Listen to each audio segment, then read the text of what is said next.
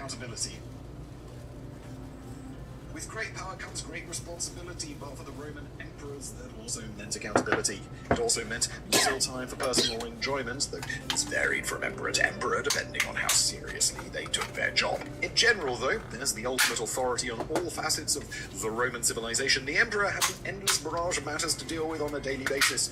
There were ceremonial duties that had to be attended to, and of course meetings with the Senate. If the emperor was engaged in active military campaigns, which was most of the time, he would have to spend a portion of the day listening to reports from generals and issuing orders. That already sounds like it could lead to a full day, but it doesn't even address the most time-consuming role for any Roman emperor, acting as a judge. This was important for multiple reasons. First, the ability for an ordinary citizen to appeal directly to the emperor reinforced the idea that he was first among equals rather than being some sort of divine being. That's not to say that Roman emperors weren't deified, but they could only become official state deities by vote of the Senate, and that was held after their deaths. That's the more political reason why this was important, but it was also of practical importance for the rule of law in Rome. The emperor directly acted as the supreme court, creating precedents that would establish a more uniform way to enforce the law throughout the empire. It also gave citizens a way to circumvent corrupt local officials to have their cases heard more fairly. It makes sense why this would be such an important part of the emperor's duties, but it was also the most time-consuming part of their job. Unless an emperor was off on a military campaign, the majority of their time working would have been spent addressing... Bud, are you an only buds? It's a far cry from the luxurious, hedonistic lifestyle people often envision emperors as living. And many of these trials were stupid and boring. I'm sure they were very important to the people involved, but as an emperor with absolute authority, you probably wouldn't want to have to sit through civil disputes about whether or not someone's tree had crossed into another person's property line. It's like the thick of it. Sometimes these cases could be delegated to... I guess it was an okay day. Living in the city of Rome, they would often expect the emperor to hear their case. I threw off the emperor's groove. What? While civil matters may have been of little personal import to the emperor, Gotta build a lefty controller tonight. Same thing we do every night, bud. Try and build controllers. Pinky and the brain. Pinky and the brain. One is a genius, the other's insane. To prove his mousy worth, he'll take over the earth. Pinky is Pinky and the brain. Brain, brain, brain. It's meaningless. Out of sense of duty to the Roman state and to his family.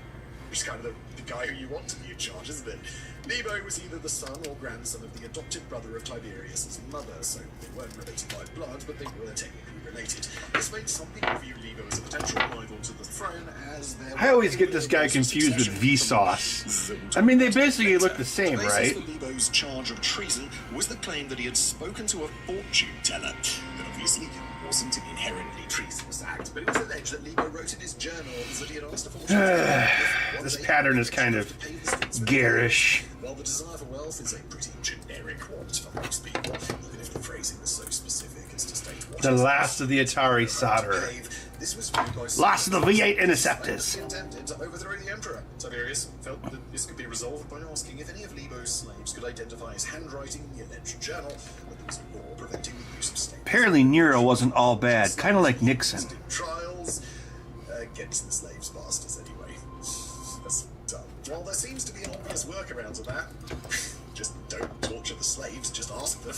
Can't be that easy. The wording does make it sound like getting information from slaves without torturing. Oh, apparently he's not the same guy as Vsauce.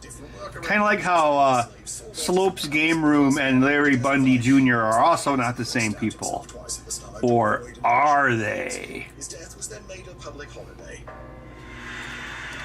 Well, I think that the Vsauce guy isn't British, though. Not just by modern standards, the historian Tacitus described... Oh, Happy New Year to you, too! It was also noted that Tiberius seemed completely bored and disinterested with the entire affair.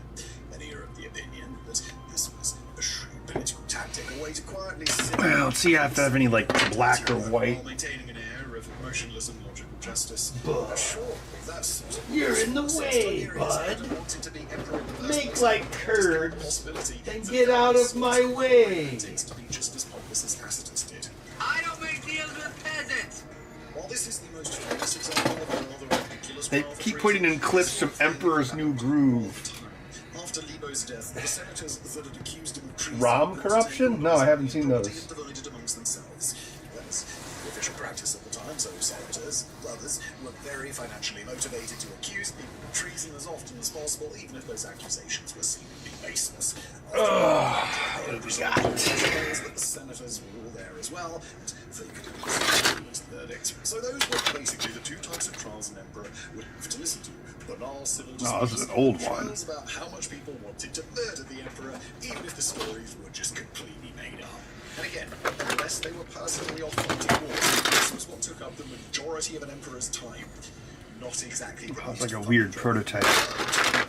Oh, here we go, a pink one. Was the banality, squabbling or vague claims of treason. There were also famines, plagues, and natural disasters. And as the sole authority in Rome, solving these problems was the duty of problems could sometimes be disguised in the fault of the emperor. Not so much natural disasters, things like grain shortages could be blamed on the emperor's mismanagement of resources. Similarly, the Antonine Plague, now believed to be a smallpox epidemic, was also arguably the fault of the emperor. While historical evidence disputes their claims, the traditional Roman belief was that the plague was caused when the Roman army violated a temple in the city of Cilicia, in Iraq. It was believed that those soldiers contracted the disease and brought it back to Rome, and because this was part of a military campaign, not bored soldiers ransacking a temple because they had nothing else to do, then clearly it was the result of military orders given by the emperor.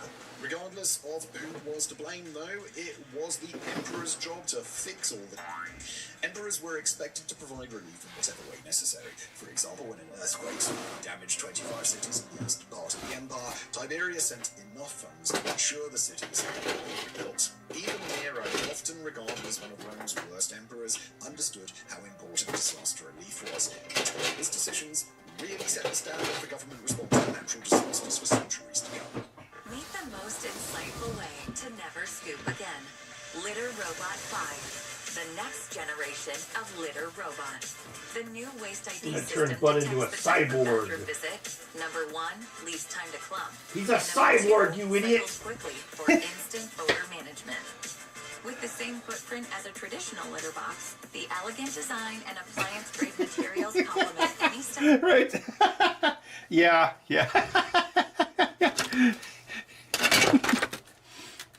Like AVGN. Yeah.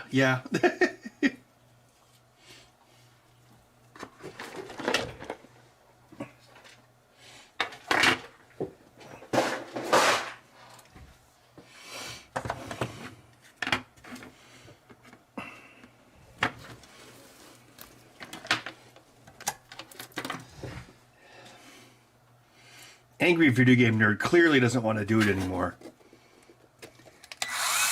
He's in it for the money, not the science.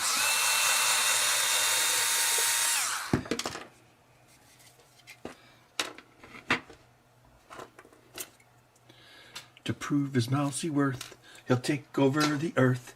It's Pinky and the brain. Jake, Brain, what are we going to do tonight? Same thing we do every night, Pinky.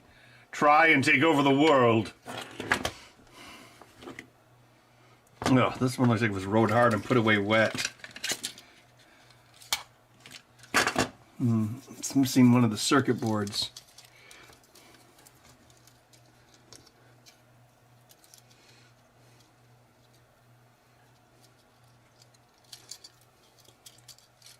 No, this one.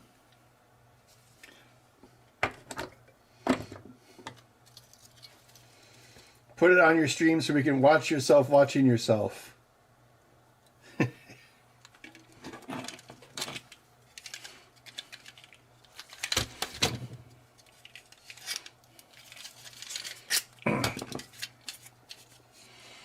It's absurd, meaningless.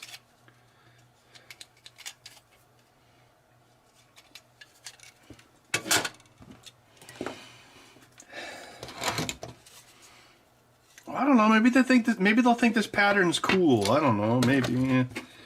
I guess I just got to use it. Don't seem to have enough of the other ones. It's Pinky and the brain.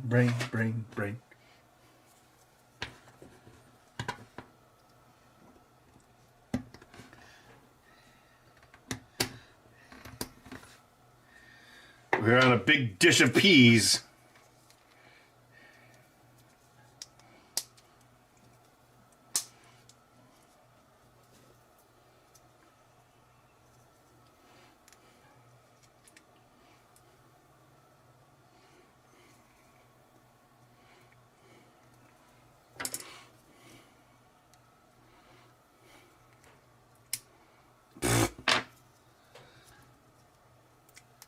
That didn't work at all.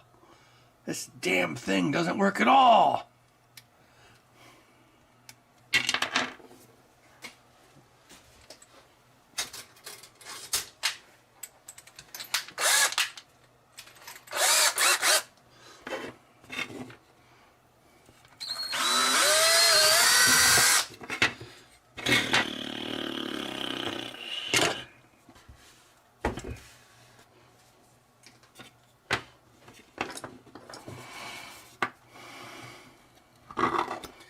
Prove his mousy worth, they'll take over the earth.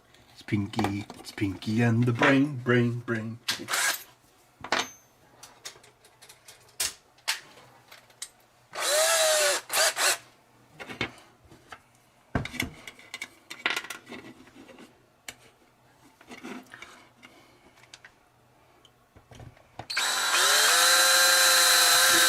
Well, the website does say colors may vary.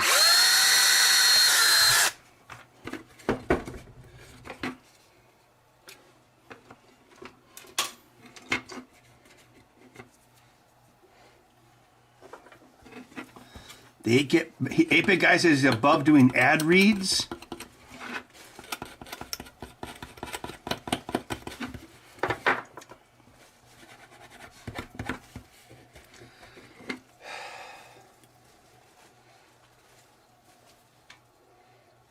Your old cat died. Oh, that's too bad. How old was your cat?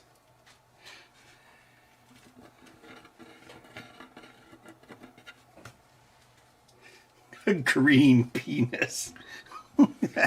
That's terrible.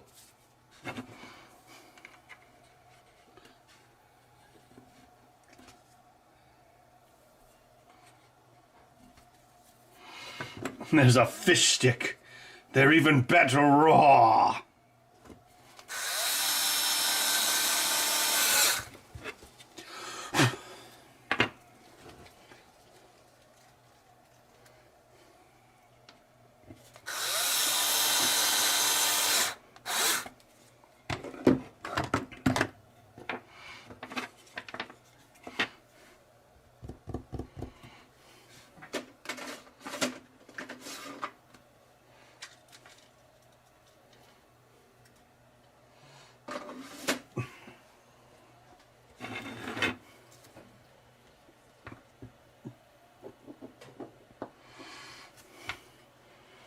Oh, I started watching his state of the channel video, but I didn't watch the whole thing.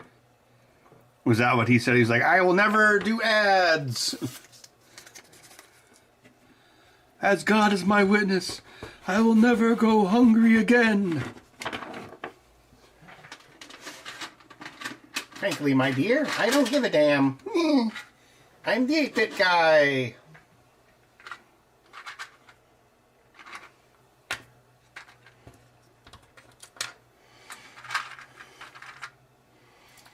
Prove his mousy worth, take over the earth.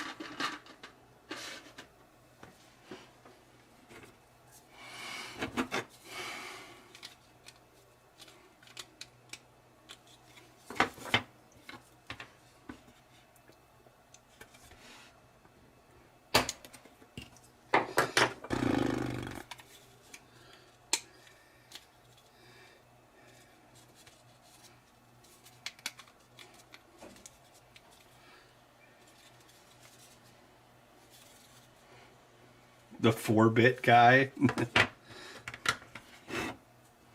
Oh, I thought I would have more bits than that.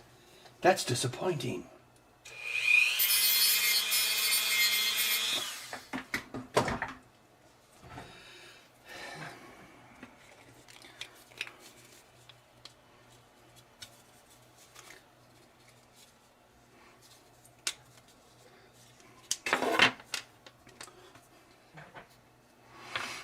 Yeah, YouTube's hell-bent on getting rid of us.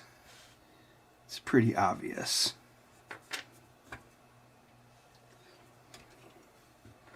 Why the Oscars are going to be on YouTube in like 2029. All 10 people who watch the Oscars will have to tune into YouTube to watch it.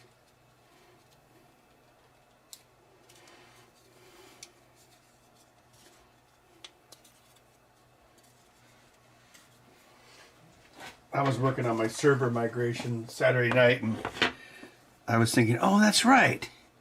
I could watch the Packers screw up the playoffs in my other monitor. And so I did. And so they did.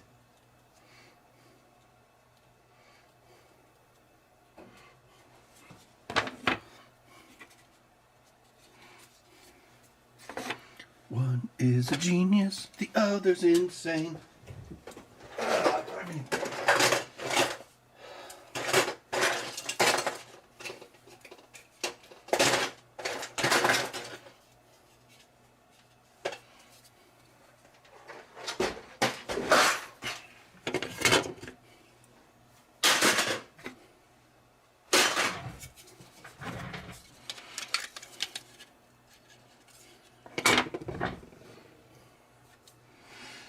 Pinky and the Brain, Pinky and the Brain.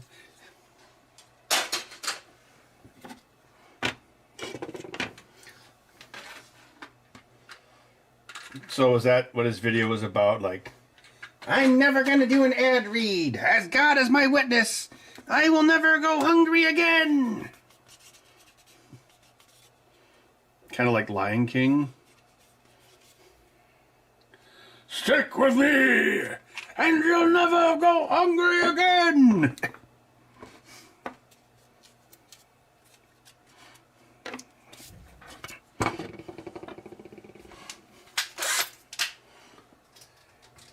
Idiots, there will be a king.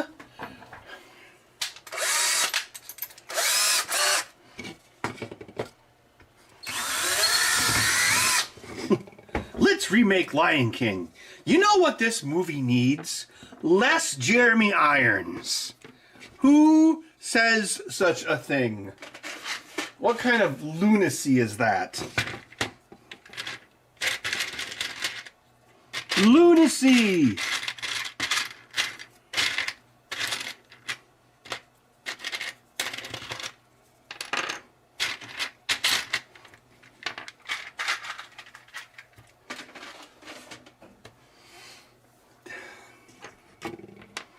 This arcade's doing so well, he doesn't have to show up? Well, I guess that's good.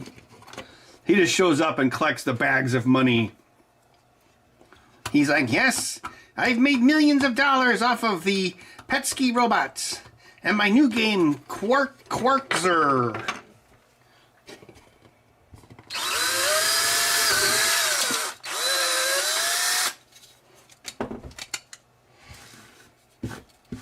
The iBook guy.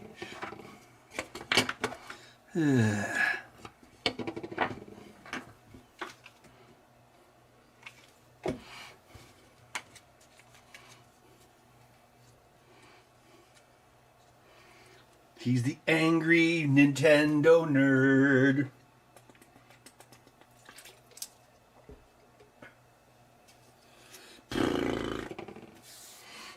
I have a friend who has an arcade. He's always complaining about his partners, though.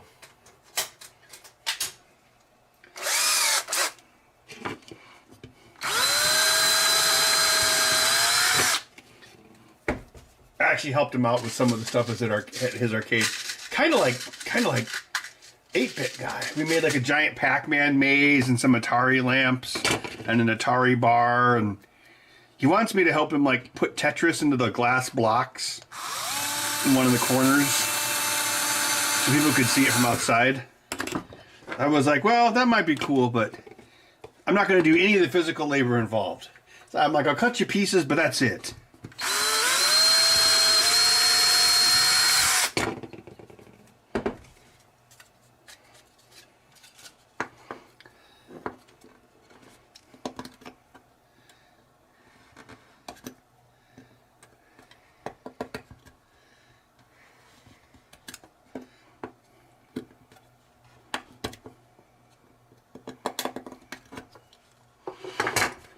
prove his mousy worth. He'll take over the earth. It's Pinky and the brain.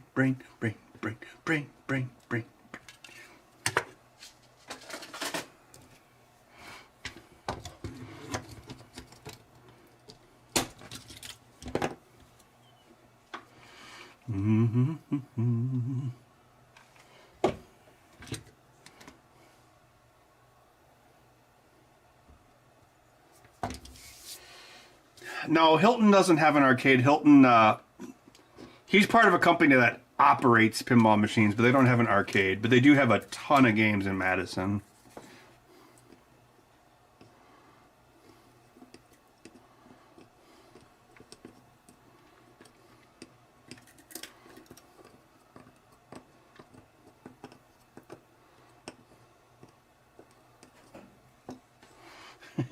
Then many occasions where people are like, "You're friends with Hilton in real life?" I'm like, "Yeah, I know he's kind of a douchebag."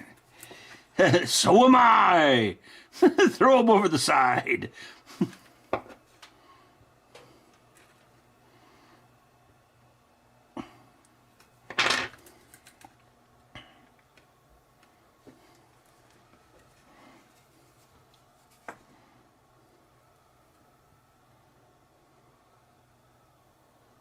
Oh, no, that's not good.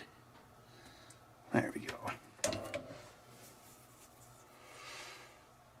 Well, the glass blocks are already in the corner, so we would need to make some sort of, like, frame behind it, and then, yeah, make some, like, adjustable RGB clusters. Probably have to be, like, probably at least, God, probably, like, 9 per block, I would guess. And then probably need like a decent power supply for everything. I told him eventually we would do it. John's Arcade? Oh no, that's a name I haven't heard in a long time.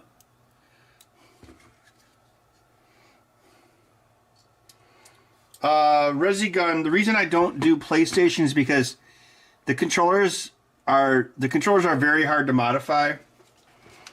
They're also constantly changing the internals. So even if I do make a modification, it's obsolete in like a year. So it just makes it very hard to duplicate. They use like black or purple silk screen. It's just the controllers are just much harder to modify. And part of the deal with these is that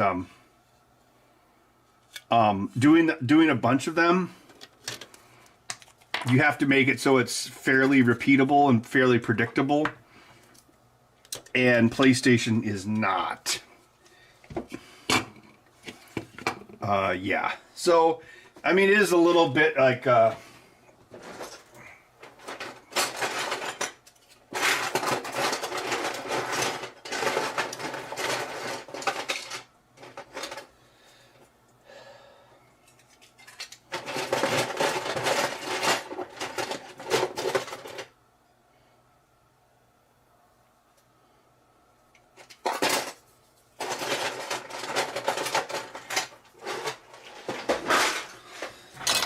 Yeah, I have like a set amount of time that I expect these to take, as I'm sure you guys have noticed.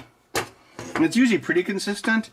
And if they keep changing stuff or they make it hard to mod, I can't count on that consistency, which makes it kind of hard to do from a business standpoint. A bathroom buddy?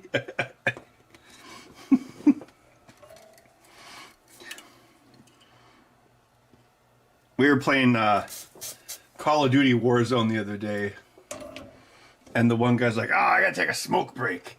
And I'm like, he needs a smokeless... Wait, no, the joke we make is that he needs a long asbestos straw so it can go out the window, and so the smoke will go outside as he plays. But then, of course, it made me think of the smokeless ashtray from Gremlins.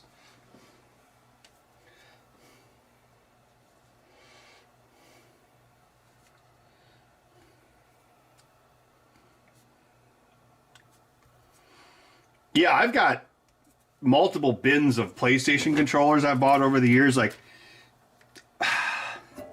I've been trying to do it since like PlayStation 3, and the controllers just change too much. It's not like I don't want to do it. Especially now that, like, Xbox definitely seems like they're trying to kill it or something. Like, I have a hard time, like, finding new controllers on Amazon. It's been like that for pretty much all of 2025. So something's up. Something's definitely up. Which sucks, because, yeah.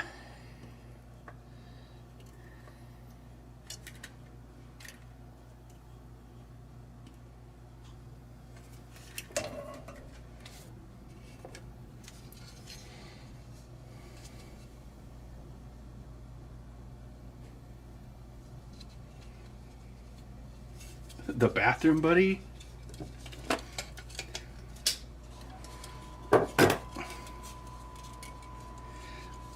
It was kind of dumb, though. It's like, in that movie, like, the dad should have used the inventions to fight the gremlins. That would have been, like, a good payoff, but it didn't really happen.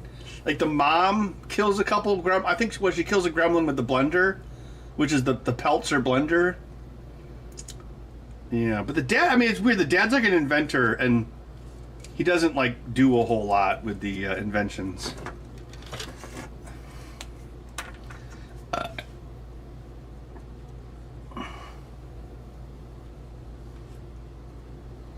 I mean, they kind of fix that in the second movie, where they make the movie more thematically about machines. 'Cause even like in the first movie, like when the gremlins attack the guy who like hates foreign TVs, he's like, "I told you, I knew it. It's the gremlins." It's like that guy should have. Well, I guess he was played as the kook, but in the end, he should have been like he was right, and then he like helps Billy out, you know. But they didn't really pay that off very well. I think that's why they brought him back for the sequel, because they realized they kind of did his character dirty.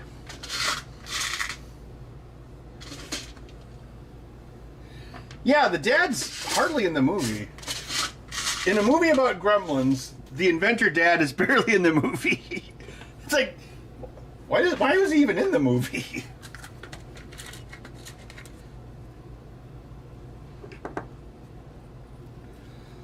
There's that famous quote where Steven Spielberg's talking about Kathleen Kennedy, and he's like, she would give us these notes, like, what if instead of getting the girl, he got the dog? And I always kind of wondered if that was in reference to Gremlins. La da da da da da da da.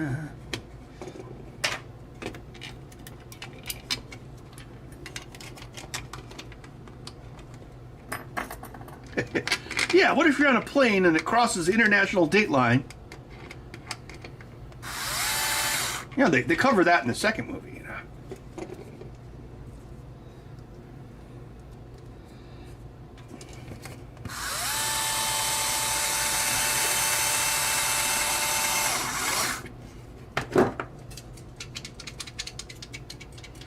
Yeah, remember Dick Miller was in Joe Dante's first movie, which was Piranha.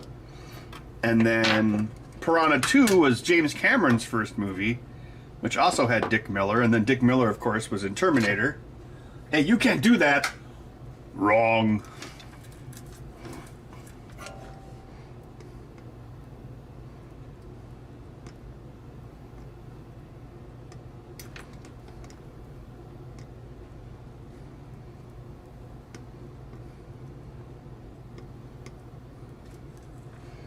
It's like, I actually think like a lot of people don't like the second Gremlins movie, but I think thematically it actually it's I think it's better written, even though it's a complete farce. Well, the first one's fairly farcical too, but like the second one has like better setup and payoff. Like in the first movie, they set up Judge Reinhold. Remember, Judge Reinhold was in the first movie, and he's like the bank's president's son or something, and they set him up as a heel, but nothing happens to him. I mean, the Gremlins kill Mrs. Deagle, but the other heel, like, he just disappears after like the first 20 minutes.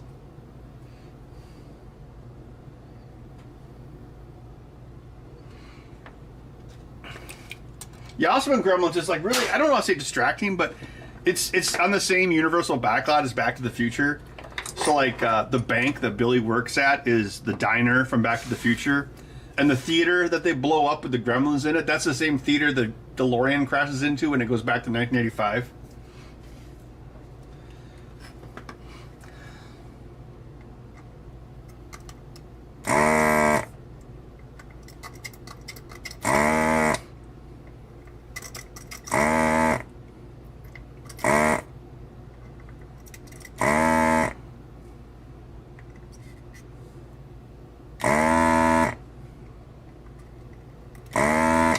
Well, yeah, because in the sequel...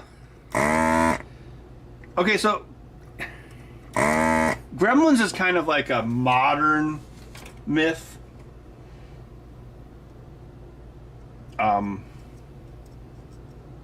It was popularized by World War II. Well, I mean, again, Dick Miller's character talks about it in the movie, which again is why he, you know, should have actually had an active role in the movie more instead of just like getting killed off camera but not killed.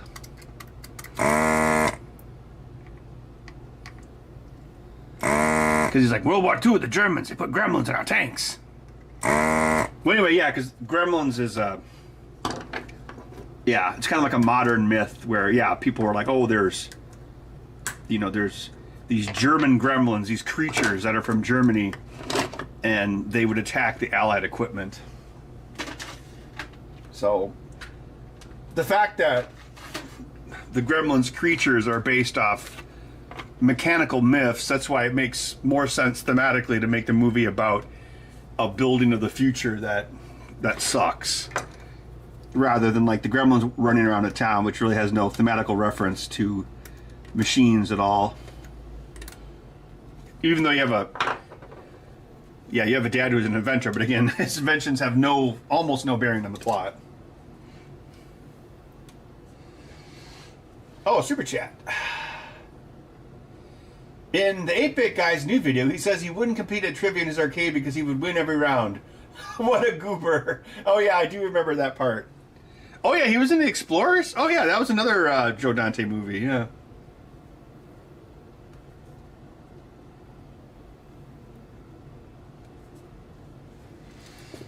Yeah, that's a good point, Michael Wilson. Like, Ghostbusters 2 had that same problem. Where the cartoon was so popular, they definitely kidified the movie. I think we talked about that last week, actually.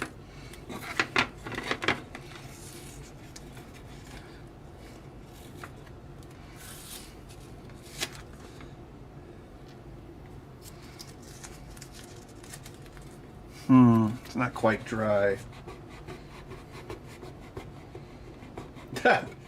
Oh, super chat. Ben, I figured out how to save all the Gen 1 Nest thermostats and it only requires a paper clip.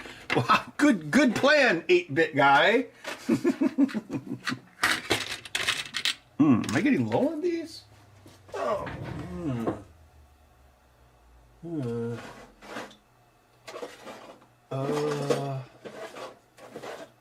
Crap, I'm gonna have to order more of those. Oh, never mind. I got a whole bucket full.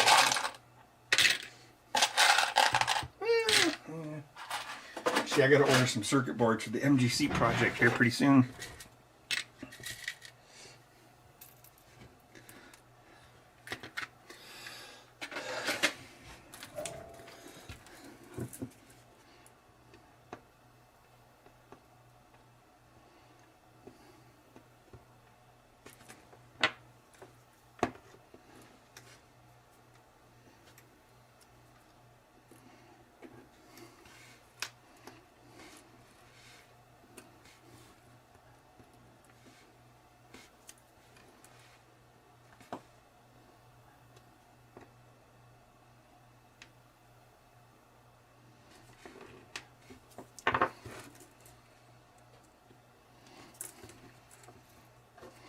Oh yeah, Ninja Turtles originally was like pretty violent and dark.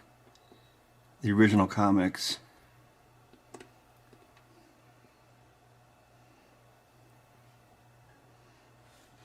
Oh, another super chat. Thank you. Frig of something. 8-Bit Guy also says he's hosting German-only nights. Could be part of Project Paperclip. Yes, Operation Paperclip at his Time Rift arcade. Very Oppenheimer-esque. Oh, wait. Oppenheimer was... Never mind. Very Von Braun-esque.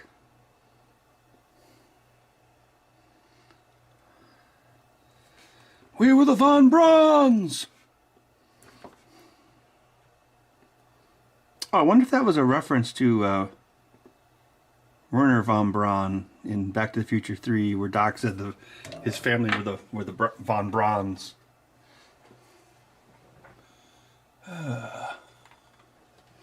Shot in the back over a matter of $80.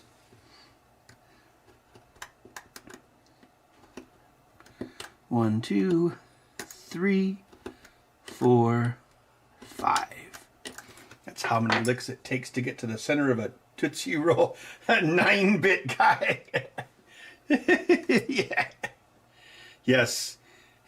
Oh, I know. He can port Petsky robots to the Zeus Mark 1. There's some computer lore for you.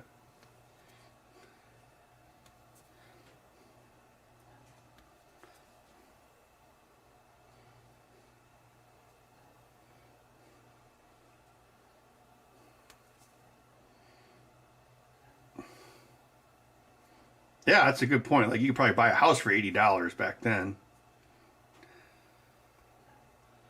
Doc, in 1885, $80 is like a lot of money. All the best stuff is made in Japan.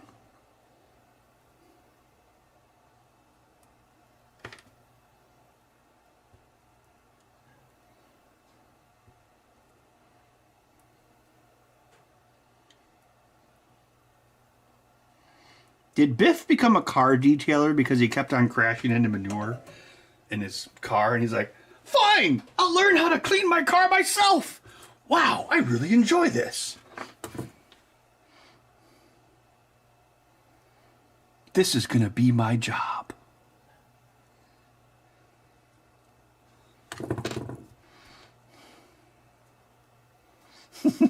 Some crazy old man who claims to be a scientist. Whoa, wait a minute.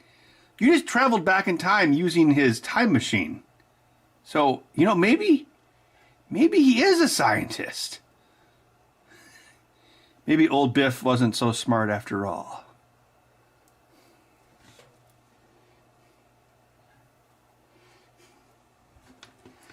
It's make like a tree and leave. You sound like a damn fool when you say it wrong.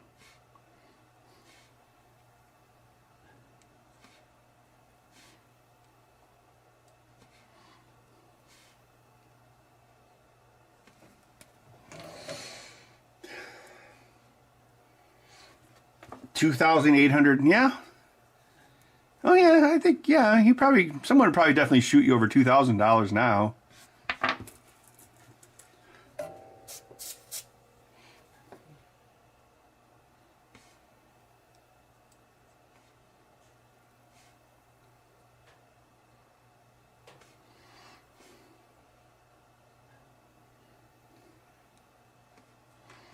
Last fella took a whole 3 days to die.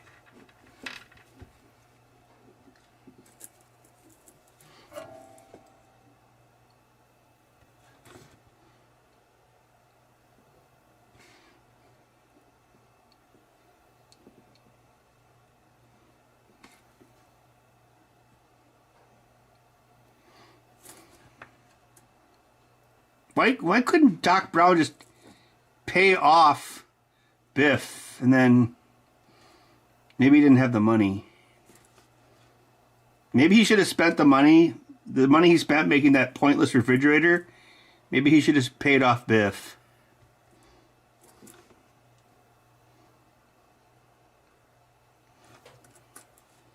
Also, why didn't they just go back into the cave and reinforce the fuel line on the DeLorean so it wouldn't get damaged when Marty comes back in time? Because it was still in the cave. And then they would walk back. Because in Back to the Future time, like, you know, you can actively rewrite the past, which is why, like, the photo can change. And, you know, Marty can disappear. So, according to the logic of that time series, They should have been able to go back and just like, reinforce the fuel line. Oh, another super chat. Thank you very much.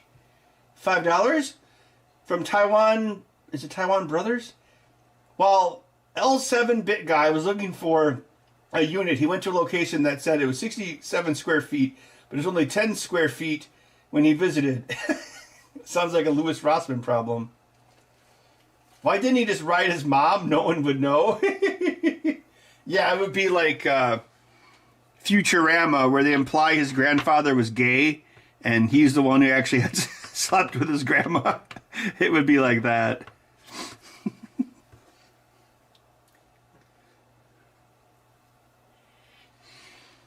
Why didn't 1885 Doc know that 1955 Doc helped send him back? Oh, yeah, that's a good question. Yeah.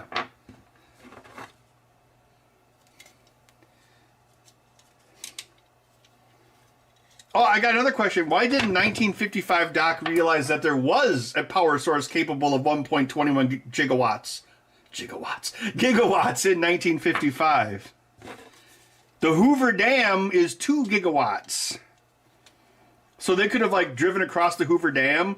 Dun, dun, dun, dun, dun, dun. That would have been cool, because there used to be a highway across the Hoover Dam. The highway used to go over the Hoover Dam. It's now like a walkway for visitors, but that would have totally been a road that you could have driven a car on in 1955. So I'm pretty sure it was still a highway in 1955.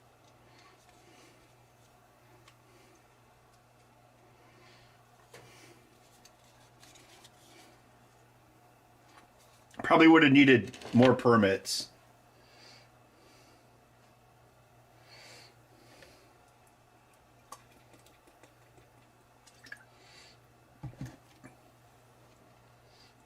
Back to the Hoover Dam.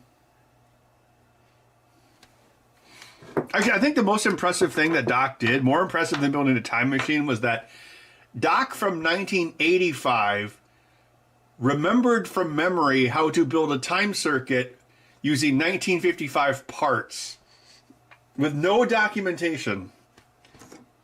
Now that was impressive. And then they decided to strap the parts onto the hood of the DeLorean, even though they could have put it inside the hood. Well, maybe there was electronics inside the front hood. We don't know, because the engine's in the back of a DeLorean.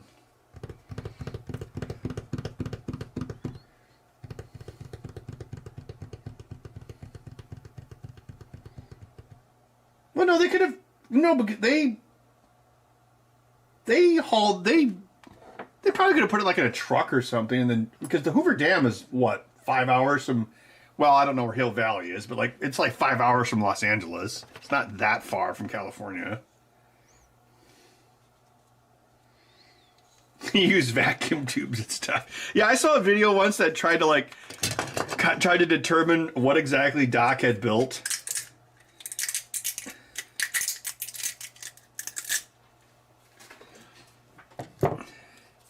Oh, another question is, why did they have to build the time circuits? Marty had a Casio CA53 digital calculator watch on his wrist.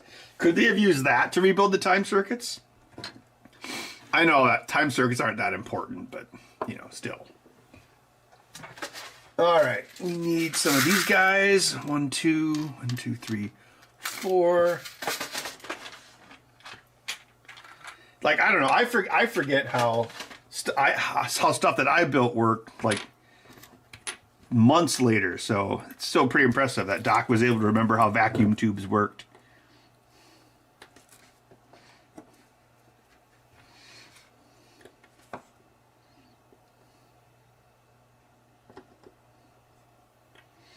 Someone should make a video about that. They should try to replicate a 1985 integrated circuit with vacuum tubes just to see if it's feasible.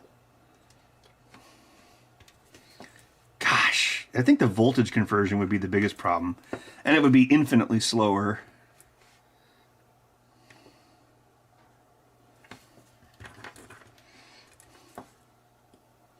I mean, I know it's just a movie. I mean, the plutonium is also just fake science. Oh yeah, you can just get electricity from plutonium. There's nothing else involved. Yeah.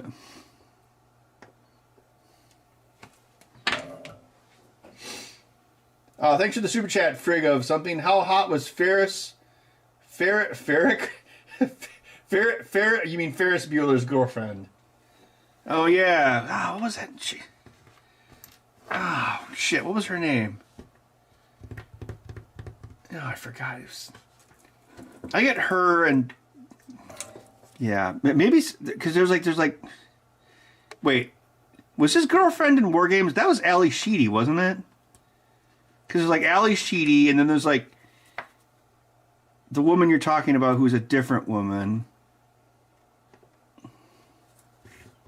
I think some of them are the same. Because Ali Sheedy was also in Breakfast Club, if I'm not mistaken.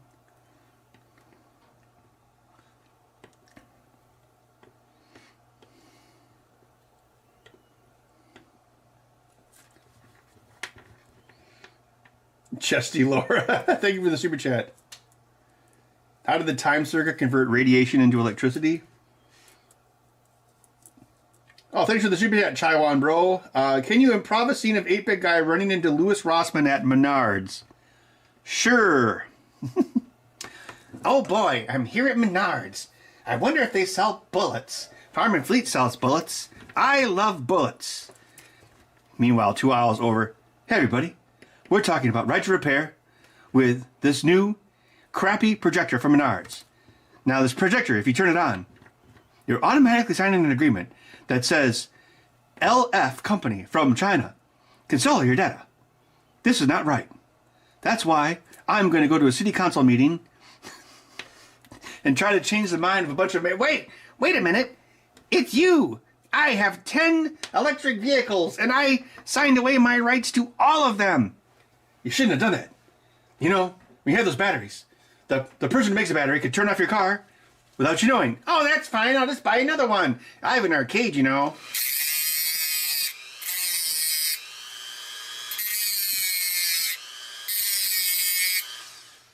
Oh, you do? Have you ever heard about the Capcom suicide battery? Oh, of course. I know all about those. Capcom suicide battery was the earliest form of anti-consumer DRM.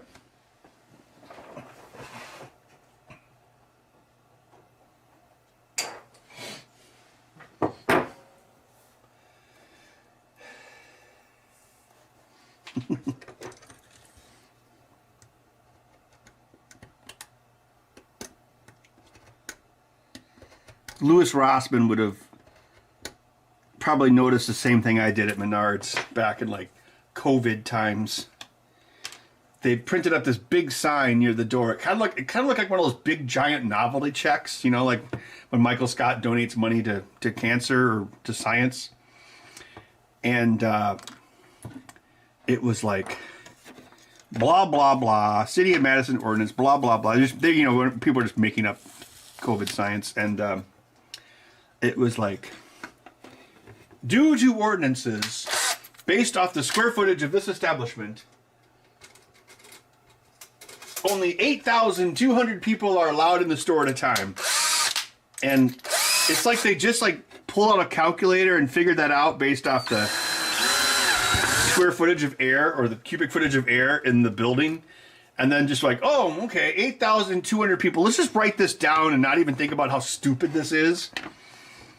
I think I talked about this before, but that was so stupid. I mean, that was a perfect example of people just like not even thinking during that time. It's like, oh, okay. So, yeah, this makes total sense. You're going to... It's so likely that you're going to have like 0.5% of the entire population of Dane County is going to be in this Menards at the same time. Yeah, right. How would they even... What? Could you even... I'm sure... Well, if it was like a concert, you could probably... How would you even... Well, first of all, there wouldn't be enough parking spots. Not even... The amount of parking spots... I think I actually went on Google Maps and tried to figure this out. Like, the amount of parking spots... Even if you figure like 2 people per car, the amount of parking spots needed for 8,200 people to go into that store... The parking lot would have to be like 10 times larger than Menards itself. See, Louis Rossman would have saw that. And probably said the same thing that I did. Oh, thank you for another super chat. Now improv 8-Bit Guy sucks starting a shotgun? Oh, I don't know. That's I probably shouldn't do that one. You know, YouTube doesn't like that. I lost all my shotguns in a boating accident. I don't know where they went. Oh well. Sorry.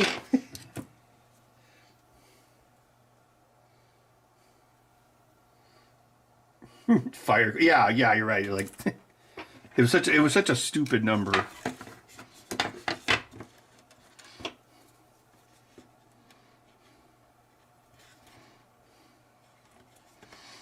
It's like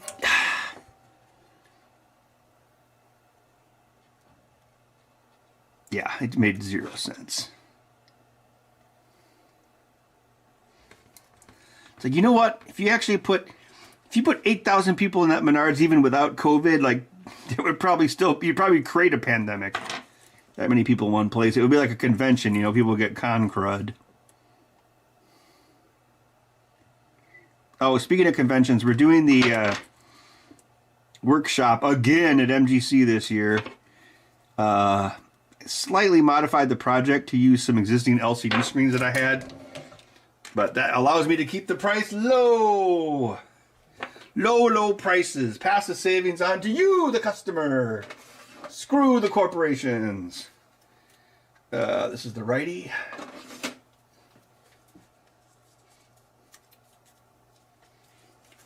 It doesn't sound remotely like it. Well, the key with impressions is to capture the spirit of the person, not necessarily sound just like them. Unless it's a Sean Connery impression, in which case, of course, it's perfect.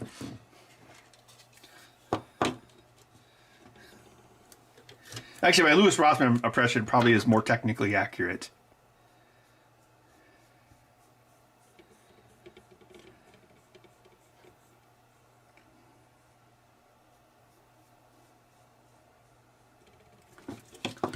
Hey everybody, I hate New York City, so I'm going to move to the New York City of Texas.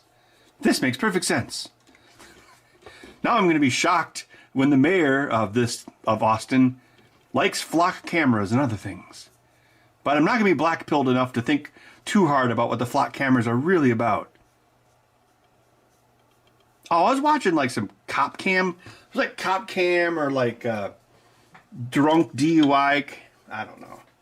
It's like when they made all the cops start wearing body cams, it was like a gold mine for like YouTube. And anyway, there was one where like there was like someone DUI crash, and the cops were talking about flock cameras catching things like 2 or 3 years ago. So those things have been around for a while. I can't remember what city it was, but they were like, "Oh yeah, did we get this on the flock system? Did we catch this?" And it was like 2023. Oh yeah, Mia Sarah, that was her name. Got it.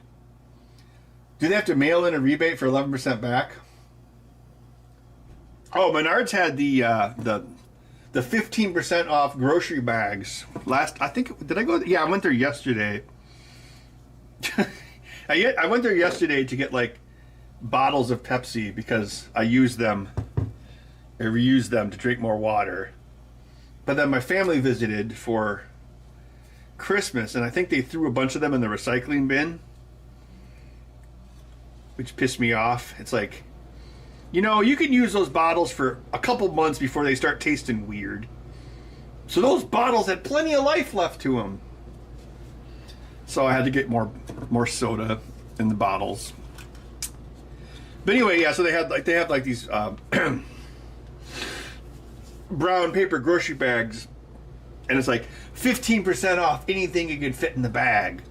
But it has to like fit in the bag, so you can't put in like a 2x4, or you can't stick the bag on the end of a 2x4. They won't let you do that. But I noticed Spam went up in price again because, you know, inflation's totally under control. But so I got this cheese that my sister really enjoyed when they visited. She was like, "Oh my God, this is great!" And I'm like, "Oh yeah, it's Schulzberg cheese. Surely you've heard of Schulzberg cheese." Anyway, so I got her a couple of those, and then I also got some low sodium Spam, so I got it all for 15% off. Let's see here.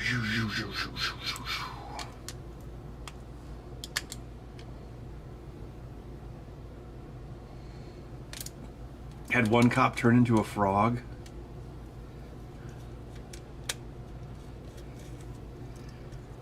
You know, AI reports. I don't know about with cops, but physicians have to spend a shit ton of their time charting, they call it. So if like AI can help with stuff like that, like in theory, if a doctor could spend less time charting, maybe they could make healthcare cheaper. I mean, that was a big part of ACA was like, oh, we're gonna digitize all the records, and then of course Epic was like, yes, and digitized records will lower costs. Ha! But I mean, that's the kind of stuff where like, yeah, you know what? If AI could do like some boring bitch labor for a doctor, that would actually be good. But I don't know. I'm sure there's probably some stupid rule that they can't. All right. Fried spam sandwich. Yeah, I was thinking about making one of those for lunch tomorrow, actually, because I got some sourdough buns at Quick Trip this evening.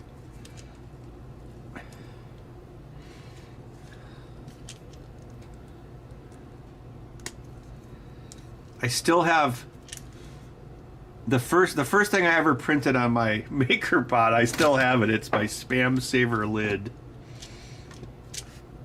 So, yes, the first thing I ever 3D printed. Well, the first thing I ever like custom drew and printed on it. But it's pretty much the same thing. So of course it was out of ABS because you know ABS used to be what everyone used back in the day. It was weird. I was like doing some ABS on. Well, when they sent me the Bamboo to test or you know to review, they sent some ABS with it. It's weird. Like you run the ABS and the smell is like nostalgic.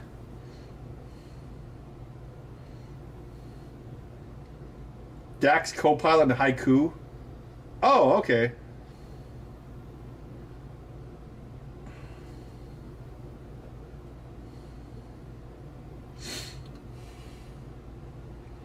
Yeah, well, hey, if I do my usual thing where I get a beer at the home stretch, I could. It's in the fridge right now on a can of Spam, so I could go grab it if you want to see it later. All right, so just remind me if you're still here when I go for my beer break, because I think I do have some High Lifes left. Remind me, and I'll grab it out of the fridge so I can show it to you, because it's still around. Let that sit for a bit.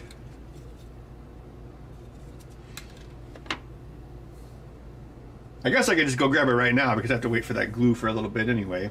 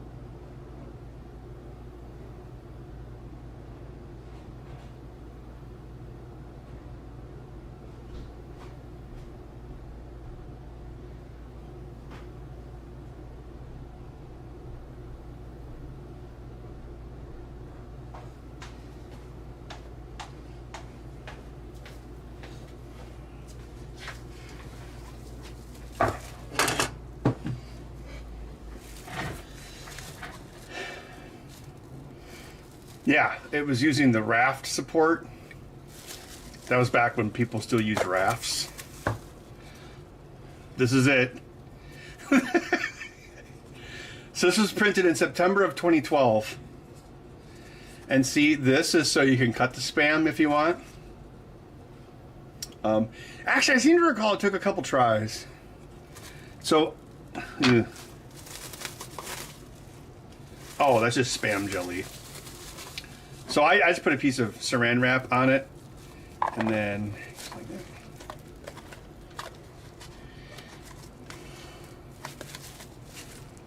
that. Yeah, so that's it's the first thing I ever printed.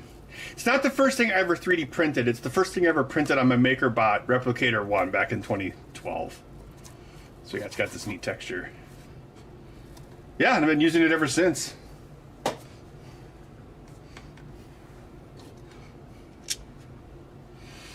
So, the Spam can go bad.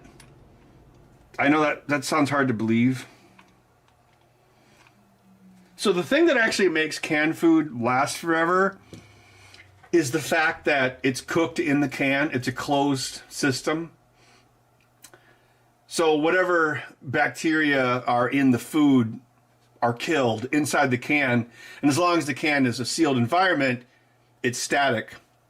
But once you open the Spam, then it obviously, 10 minutes have been added and eventually it will turn bad. It still takes a while. I mean, it's not like I eat Spam all the time because it's not good for you, but... Oh, thank you for the super chat. Improv request. While on vacation, Rosman and 8-Bit Guy step into a bar for a drink and a bartender asks, "What do you guys do for a living?" Okay. All right, okay. Hey, welcome to my bar. Wow, you boys look like you're not from around here. I'm going to say this bar is in Hawaii. You boy... Aloha, howlies. You guys don't look like you're from around here. That's right. I'm from the greatest state in all of America, the country of Texas. And I also live in Texas, but I am from New York. And let me tell you how much I hate New York. Oh, that's all right. So what will you boys have? I would like a Shirley Temple, and I will take artisanal craft beer. Sounds good. That'll be $84.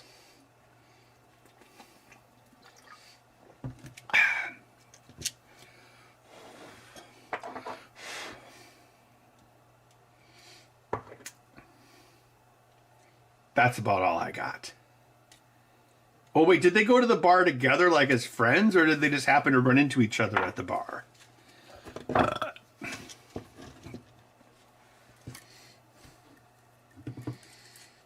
They walk into Tommy Tallarico's bar. Hey, any of you guys want to invest in the Amico? Oh, I've seen plenty of YouTube videos about that. I heard that it's a scam. But if you ever do release it, I would like to release pet ski robots on it. Well, I'd like to know, what kind of DRM do you have on the Amico? Because if you sign the EULA, it must... Wait, Louis Rossman's turning into William Shatner? I need my pain. Excuse me, what does a can opener need with the EULA?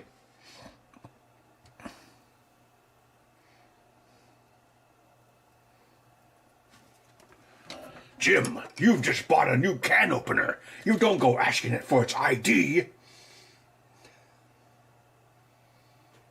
What would Louis Rossman drink? I don't know.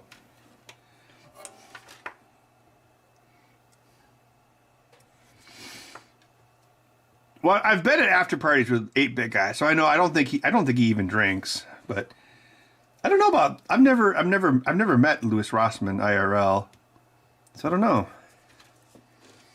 I actually stopped at his shop once. Like, oh god, he wasn't there though. It was like, I don't know, 2018 or something. Obviously, his old shop. I was nearby it, so I was like, I'm going to go there.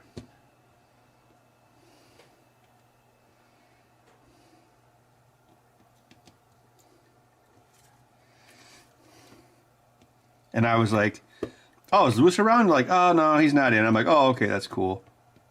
And then the person I was with was like, "Oh, you know Ben's a YouTuber?" I'm like, "Oh God." Shut up, shut up, shut up. That's the thing. I never, ever, ever, ever, ever, ever, ever tell anyone that. If they ask about it, then I'll talk about it. But I never, ever bring that up in conversation. Ever. Because who cares? Oh, I did. Oh, God, it was the weirdest thing. Like, I went to Culver's the other day and for lunch because I try to like eat out like one lunch a week, just because I work from home, just like shake it up a bit. And anyway, like the owner came up and he's like, "Excuse me, are you Ben?" And I'm like, "Yeah." And he's like, "Oh, my general manager says he likes your YouTube channel." I'm like, "Oh, that's cool." And then the thing that was interesting is like I remembered this guy too because he was like one of the original Culver's people that was one of the original employees. So I was like, "Oh, I remember you too." So we actually talked about the old days for a little bit when I was like, I'm like, "Did you know I used to do your menu boards?" He's like, "Really?" I'm like, "Yeah, I worked with whatever the ad agency was." And he remembered the ad agency name after all those years. He's like, "Oh, Zillman." I'm like, "Oh God, yeah." So he had a better memory than I did, but I actually remembered his name, which I couldn't believe. So I probably haven't talked to this guy in like 25 years. I'm gonna let that dry a little bit more. Just tell people you're 8-bit guy. No, I don't get recognized outside of conventions that often. Maybe a couple times a year. And usually it's at Menards. I don't know why. We're like Olive Garden for some weird reason. You know what? This bottle should probably go in the recycling bin after this.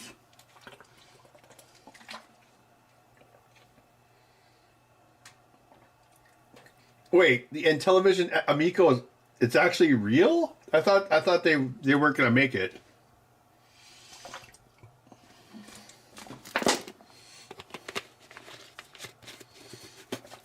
Just tell people you're 8-bit guy. Well, I usually say, "Oh, I'm a former full-time YouTuber."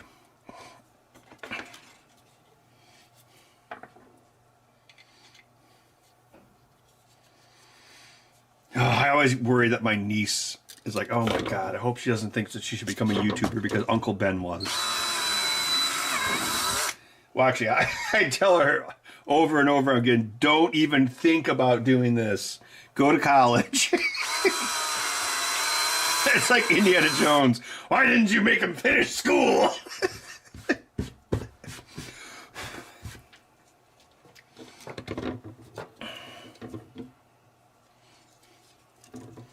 Like YouTube is just the modern day equivalent of like people riding the bus to Los Angeles and they end up working as a waiter.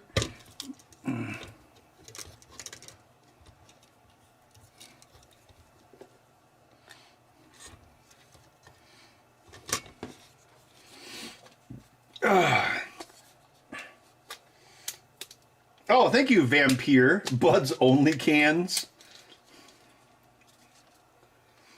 We'll tell you what. If you can consider that money as going toward Bud's canned food, so that could kind of be like only cans, right? So thank you very much for the super chat, Vampire.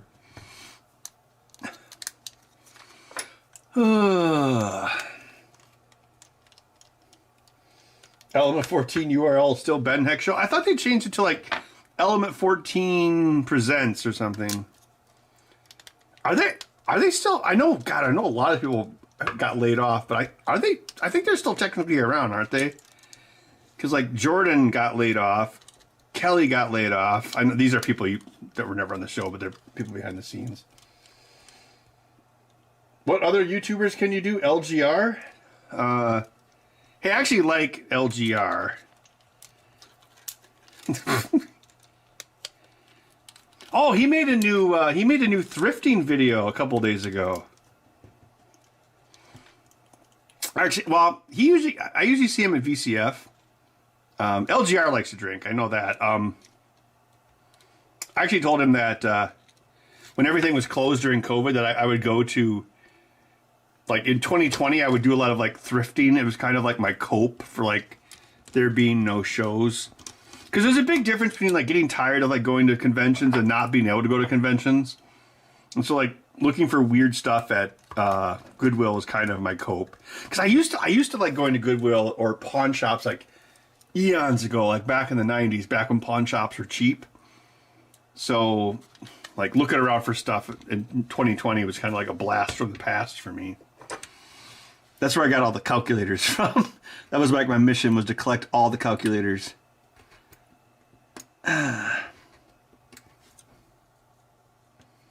Thrifting is dead in your area?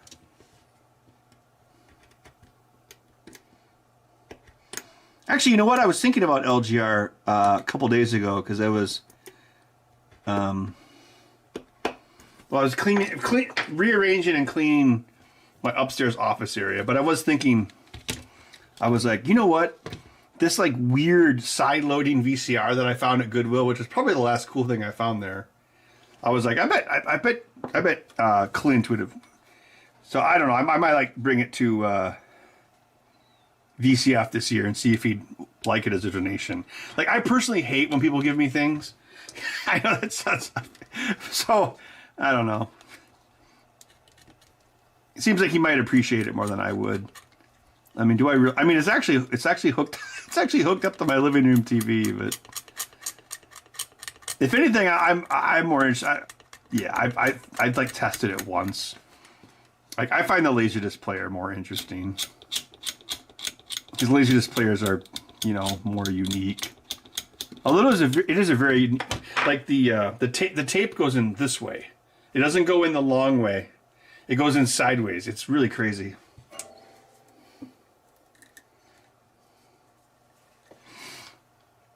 Yeah, I did manage to get the entire range of Texas Instruments graphing calculators. And then I managed to get like more, because what happens is, like, if you're like, oh look, Ben's looking for calculators, people will start giving them to you. So you end up with dupes. So I got rid of most. I think I took all my dupes to VCF Midwest 2022 or 2023, and I think because some of them are actually still modern enough to be useful for students. So I got rid of most of them. Like I had like the Python one that I just bought it just to like look at it and check it out. So I gave it to some kid who actually was like a senior or something. So I'm like, well, as long as you can have this as long as you use it in school. So yeah, I think I had an extra TI 92 as well. That's that weird sideways one that kind of looks like a computer. Because they made that first, and then there's something like the SAT people thought it looked like too much like a computer, so they thought it was cheating or some stupid crap. And so they banned it, and so they actually redesigned it as a TI-89, which is the same thing, but it's the original calculator form. Although the screen's a little different. Like the wide format one actually has a higher resolution screen, so they must have changed the OS a little bit. But that's the TI calculator. It actually has a Motorola 68000 inside of it. Oh, you went to the LGR Goodwills? That's cool. It was like a pilgrimage, huh? The Mecca. The Mecca of albino squirrels.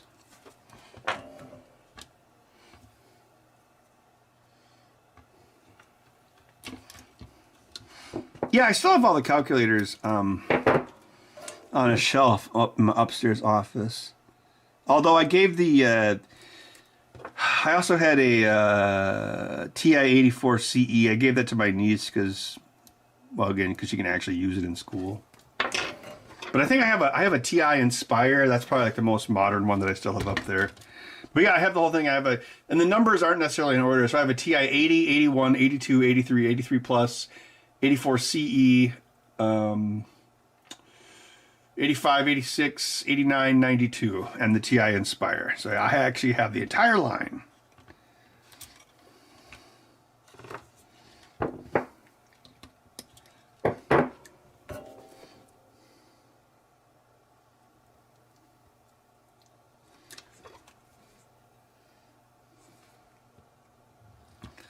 And I make sure I don't leave batteries in them because they can go bad. No, I actually bought a new battery pack for the Super 8 camera. Because the battery pack it has, it's pretty much just like one of those like it holds 4 AAs like this. And I realized if I got a if I got like a 4 AA battery pack off Amazon, that's meant to clip into a 9-volt plug socket, you know, like in an alarm clock. That should work in the Super 8 camera. And I still need to finish rewriting the new library software. Or rewrite the code using the new library, because I haven't completed. Well, I still might. It's so stupid. I still might make a Super 8 film, because you know I need a really stupid hobby. You know, really stupid hobby. You had to call and request it. Drug wars. All right, so this guy goes to the B button. This guy goes to ground, and this little piggy went all the way home.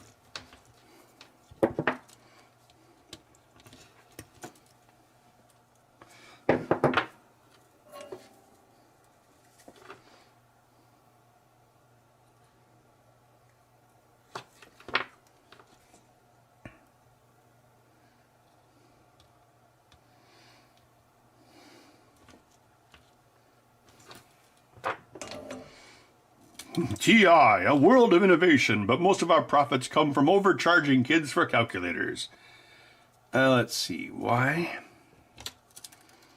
Oh, that's the kind of thing I can say because I don't like do sponsor stuff. Ha ha ha ha ha. How about an Elon Musk impression? Well, you see, Joe Rogan. Most of the electronics in our in the Tesla's batteries, most electronics are there to, keep it from exploding. You don't say. Yes, that's right. It's like because, basically, the battery. It's like one of my rockets. It just wants to explode. So so much of the expense is just keeping the battery from exploding. I don't care. Hey, big guy.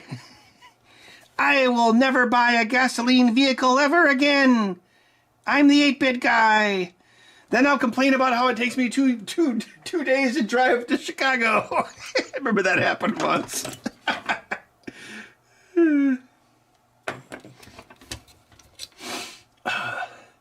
Well, Elon, this one time I was on DMT. Oh, yes, I've heard of that. I was on DMT and I was having this weird trip and this machine elf came up to me and said, hey, you know what? Do you realize that a gasoline car, all you got to do is stamp 2 pieces of metal and weld them together and boom, you've got a gas tank? Oh, well, yes, that is true. And that gas tank is like, whoa, so much simpler than a battery. Well, yes, it is much simpler than a battery, but the planet or something. Man, the machine elves really opened my eyes. Let's see, that's A next to B to TP21.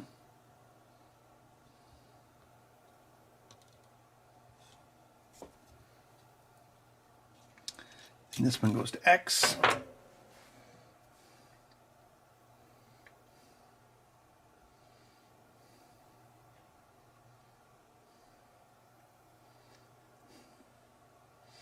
Kirk in withdrawal.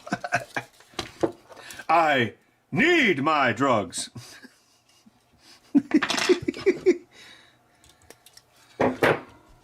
Spock, I'm coming down real hard. Captain, it would be logical if you stopped doing drugs. Yeah, they go back to the 1980s and Kirk, like, gets some cocaine. And then he forgets to find the whales.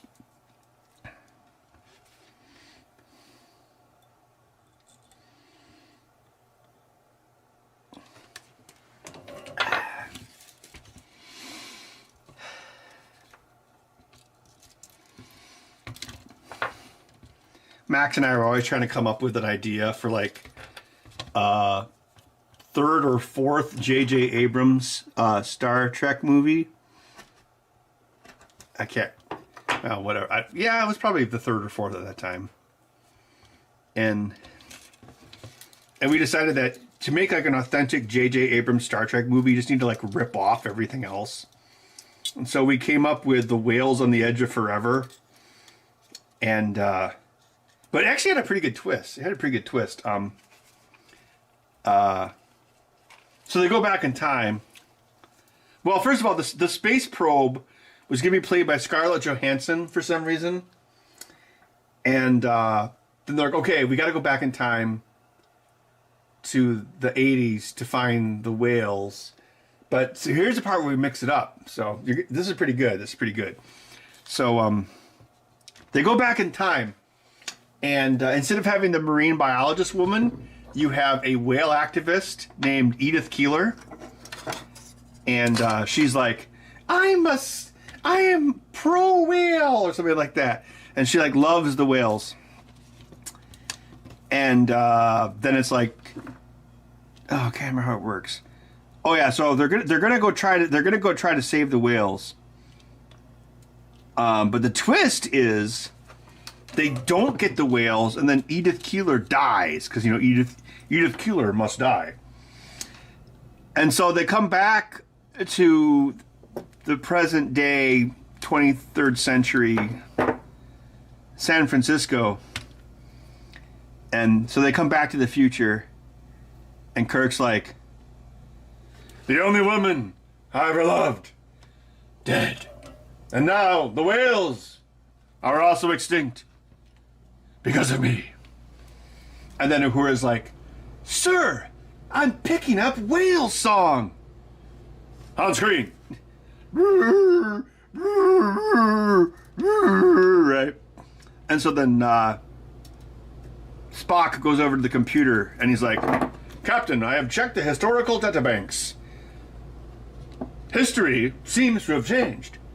Edith Keeler died. Oh wait, why am I doing Spock? Spock doesn't talk like Kirk. Edith Keeler did in fact die, but she became a martyr for the whales. And that led to the whales being saved. She was right at the wrong time. And then the Scarlett Johansson probe goes home and everything's saved. The whales on the edge of forever. Hey, that's a better idea than I think J.J. Abrams came up with. Or that hack, Alex Kurtzman. Ugh.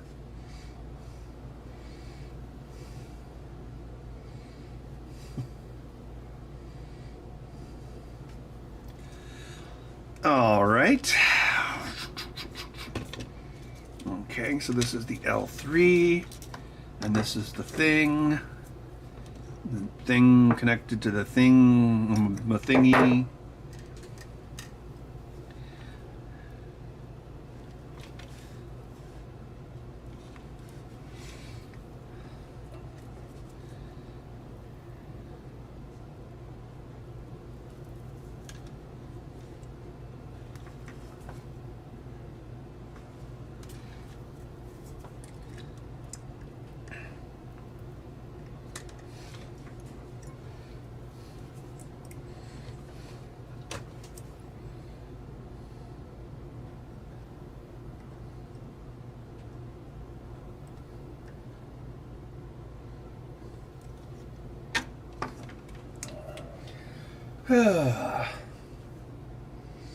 The search for more lens flare. Yes.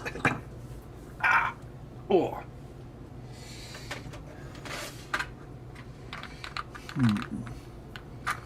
A blue one might look cool.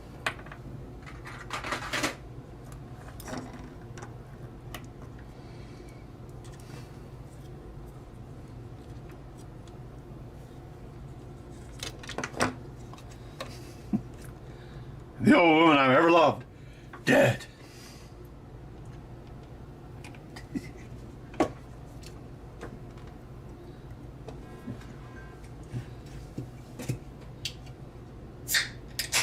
The TI view screen? No, I've never found that. I've heard of it.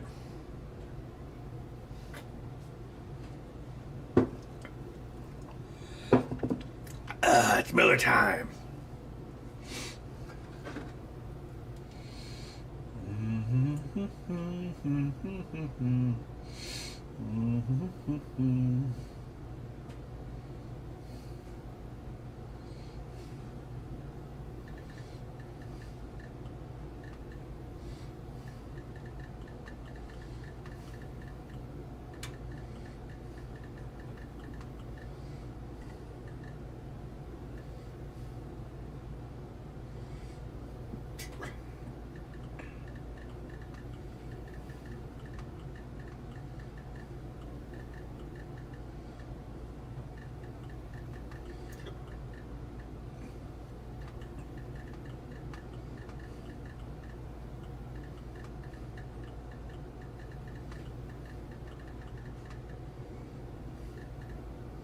Ugh, no. Well, wait a minute. That makes me think.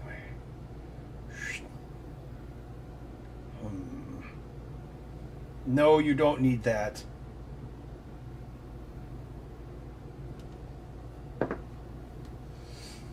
Anti-gravity bras? There is no underwear in space.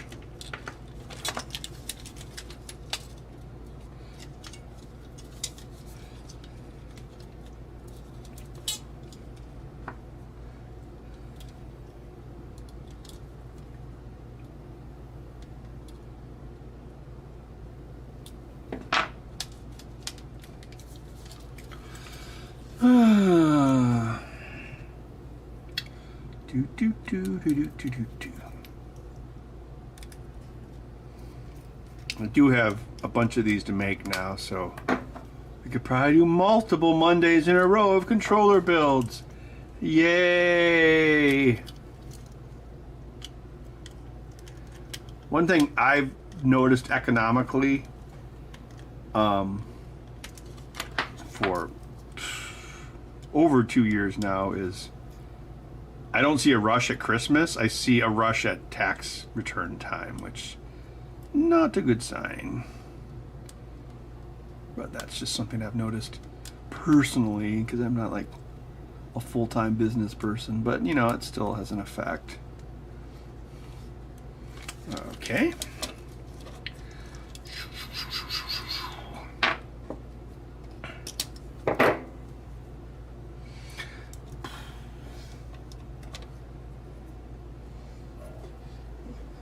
Violation Entertainment. Tears in Rain as Archie Bunker? I don't remember that show. Sorry. I mean, if you want someone else to do Tears in, I could. If you have a different person, yeah, I don't even really remember watching. I think I did watch that show, but sorry. But I'd be happy to do an impression of someone else doing that soliloquy.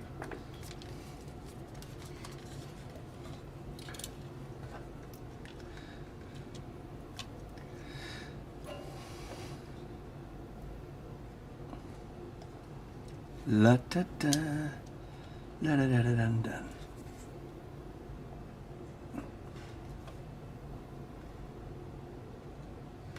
J.J. Abrams' Half-Life? Wait, is that a thing? So yeah, why hasn't J.J. Abrams made a movie since The Rise of Skywalker? Oh my god, that movie was awful.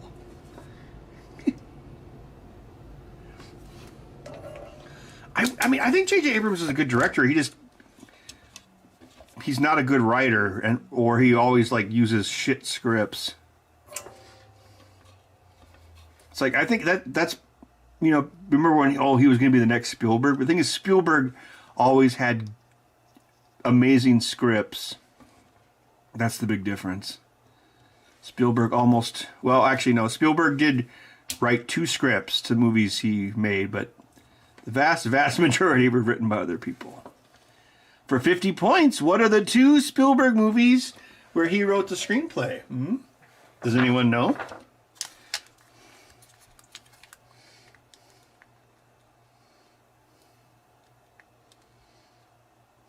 Joe Pesci. Joe Pesci's Tears and Rain.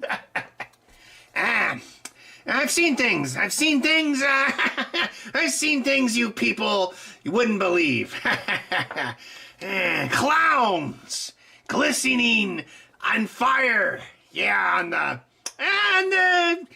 edge of Tannhäuser Gate. Yeah. All these memories, they're gonna be lost.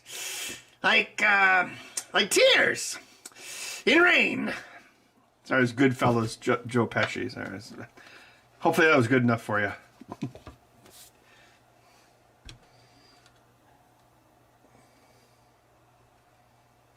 Gary Oldman as Gordon Freeman.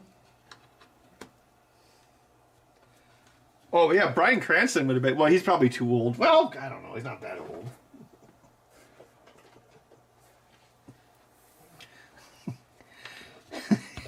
Everything I did for this interdimensional portal, I did for my family.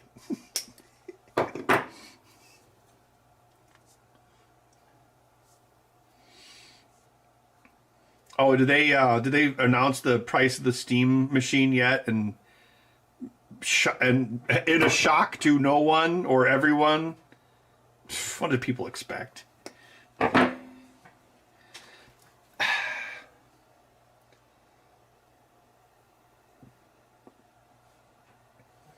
Oh yeah, God, Stephen King directed Maximum Overdrive, right? Okay, this might be a hot take, but I've never been a fan of The Shining. Like, I actually think the book is better. The movies, because back then, that was back when they would completely change a movie for a book for a movie, and The Shining movie doesn't have much in common with the book at all.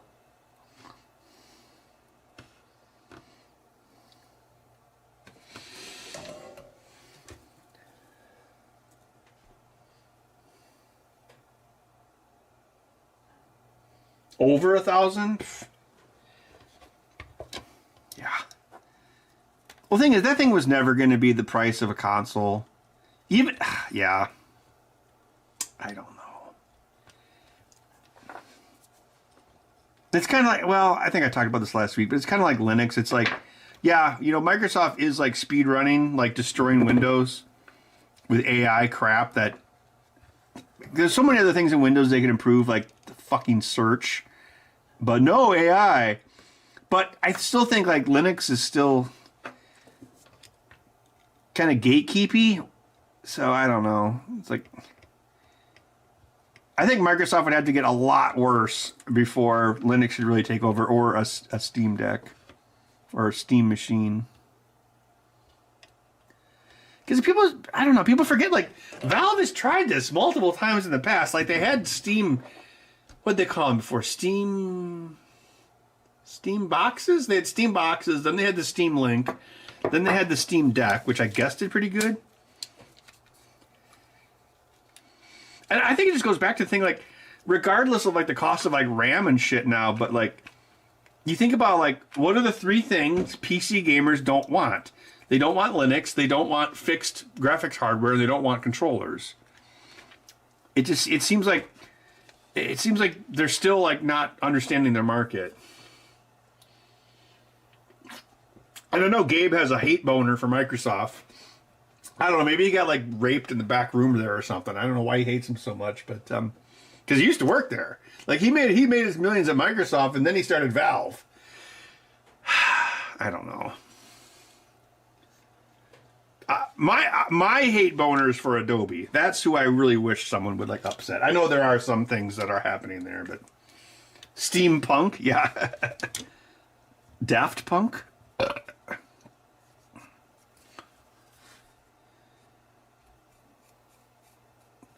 Oh no, I said the R word on YouTube. Oh no, in Minecraft. Fucking VeggieTales tube. YouTube's starting to remind me of like network TV playing Die Hard. Yippee-ki-yay, Mr. Falcon! You know, crap like that. What is the warranty on your controller? If I fix them for free within the first year, you just have to ship it back. But then, so you had to pay like $10 or whatever to ship it back, and then I don't charge for the return shipping. And then after a year, I'll fix them for like very, very reasonable rates, like $30 or something, unless they're like, because I've had people send back controllers to me that like they've obviously used for like 5 years, and I'll be like, okay, I'll fix it, but next time you should probably just buy a new one. And it's not like I'm not, because there comes a point where like, if the controller's old enough or beat up enough, it's actually faster to just build a new one than to fix an existing one.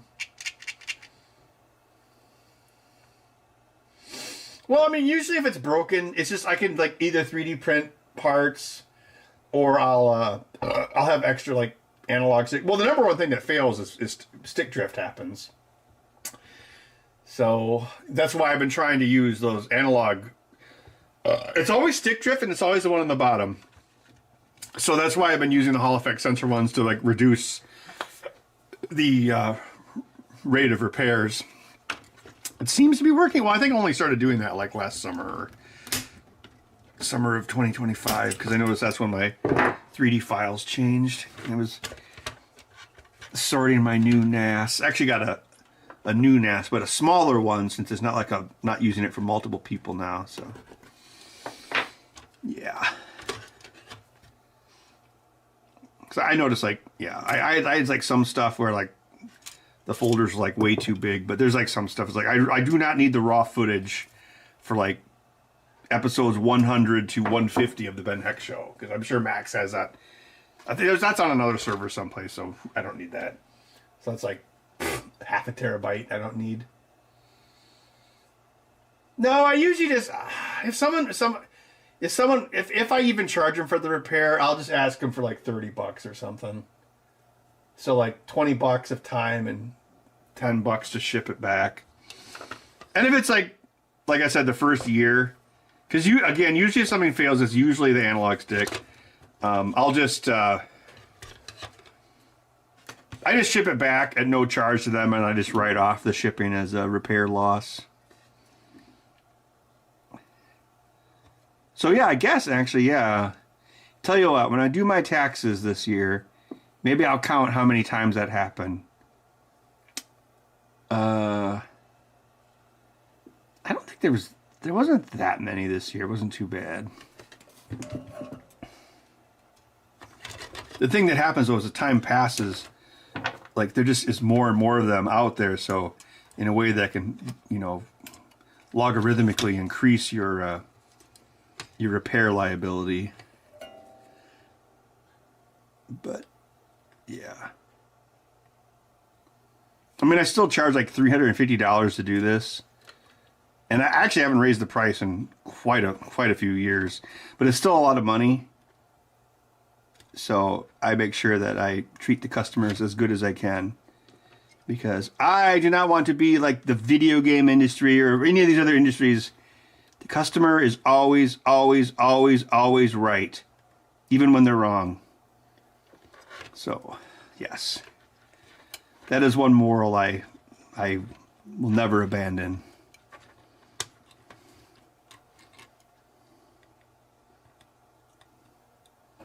Like someone on Pinside today was like, hey, that new light accessory for Evil Dead, could you make it so there's a separate setting in the game menu for how bright it is during attract mode? Because I guess some people, they got it and they're like, wow, it's kind of brighter than I expected. So I'm like, okay, I'll add that. Customer's always right.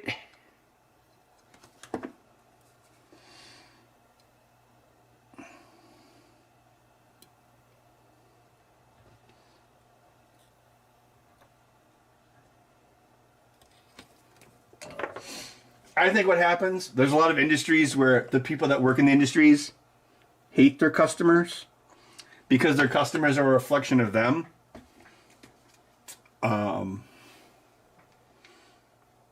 It's like, think about it. Like, let's say you're like some hippie on the West Coast making like, basically your job is to make a gun glorifying murder simulator for kids. And you probably don't really like that. So I think that's where a lot of the animosity comes from with like game developers and their customers. But you know what? Guess what? That's your job. Shut up. Ben, after his rant about customer service, Ben then randomly dropped hot glue onto some wires.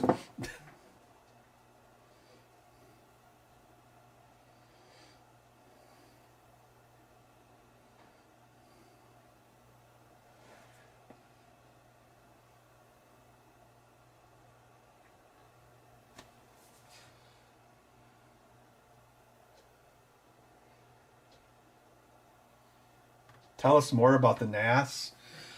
The new one's like Q-Link TS464. It's a 4-bay. My old one was 6-bay. My old one was 6 bays with 3 terabyte drives, and it was a RAID 5.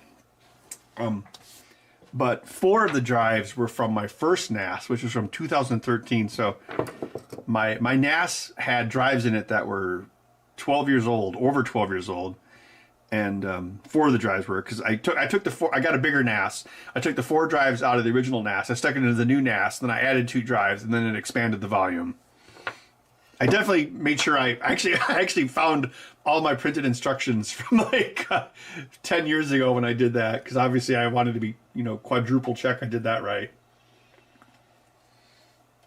It took probably took a day to expand the volume. So I was like, okay, this NAS is way too old.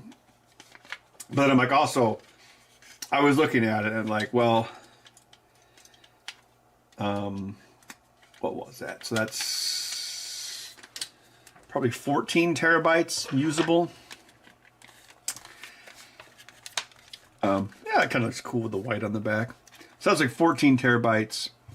And so I'm like, well, I was looking at it, like the pie chart. I'm like, it's like 9.5 terabytes used to 14 terabytes, but 7.5 terabytes is just raw footage from like my personal YouTube videos, like the ones I started doing myself, like in 2018. Because I would just take the edit files and just dump them onto the server. So those are probably like 75 gigs each, and there's a lot of them. So that was taking up the vast majority of the space. But I was like, you know what? The only thing I ever go back to these for is like maybe grab a thumbnail to make a new thumbnail. So what I did was when I set up the new server, I actually spent a good chunk of the weekend setting up that server and also cleaning up my server area and rearranging all my light switches. So the new server, what was it? Well, I didn't want to spend a ton of money on it either, because like I said, when I got the previous server, that was when we had the shop, so there was like 3 or 4 users on it and stuff. So I didn't want to spend. Well, I think I still ended up spending like $1,200 on it, but and hard drives are starting to go up in cost now because you will own nothing. And then also I was like, okay, I got to buy this stuff before the end of the year. And like on January 30th, the only thing, what was it? Like I was on Amazon, and Amazon didn't have quantity 4 of any drive. So they had like, like a 4 terabyte or a 6 terabyte. I think they had like some 12 terabytes, but I was like, I do not need that much space. That's too much. So I actually ordered the drives off B&H. So B&H actually had 4 Western Digital NAS Pro drives. So I got 4 terabytes, and I set it up as a RAID 10. So it's technically it's safer than my RAID 5, although I have less space. So I really only have 8 terabytes minus the snapshot partitioning, blah blah blah. Actually, I have most of it copied over, and removing all the excessive edit files, I think it's actually not too bad. It's probably like 1.7 terabytes of data. Because aside from the video stuff, everything I do is like 3D files or code. It doesn't take up that much space. Yeah. I did find I had the from the Texas Chainsaw Project. I thought it was like funny. Like Texas Chainsaw was like this low budget 16mm movie, you know, from the 70s. But the licensor sent us like a 450 gigabyte Apple ProRes file of it. So we got like this stupidly high quality version of that movie. That's insane. I don't know. I should ask Corin about that, because I know Warner Brothers gave them a divorced copy of Beetlejuice. No soundtrack, just no music soundtrack, just the main audio. Yeah, I wonder. I just thought it was funny, like how. So I'm like, okay, I do not need, because I already have other backups of backups for that project, and that project's pretty much done anyway. So I'm like, I do not need to spend half a terabyte for a super high quality 4K copy of the Texas Chainsaw Massacre. So that was able to go. Promoted to customer. It sounds like I think I've heard that term before.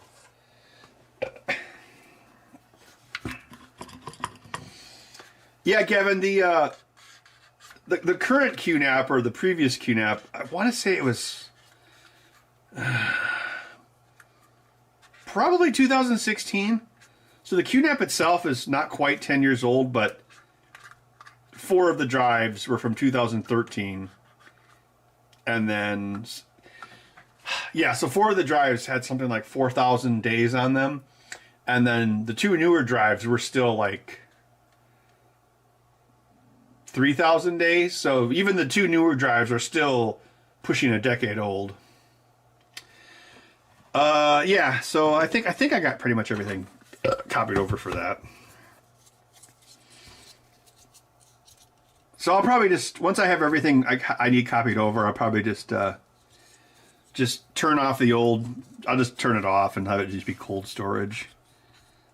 Oh, I also had to buy some new UPS batteries, because those are also old.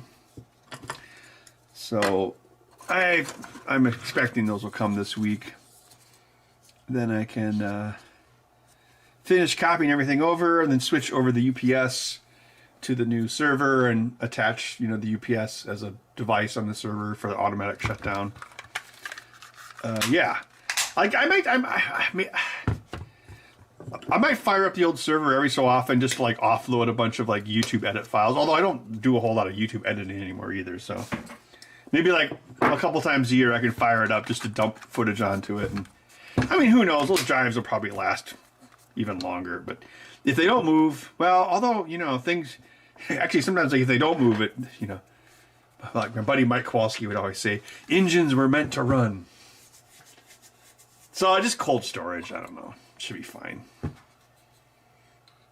All right. Looks. Oh wait, I think we should. Aren't we supposed to test at this point?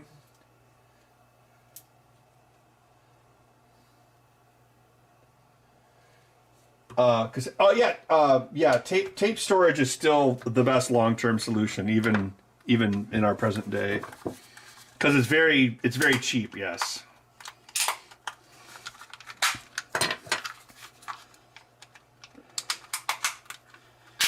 But like, you know, why are you suggesting I should get one?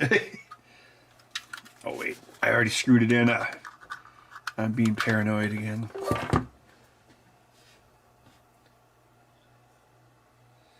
APC? What's APC?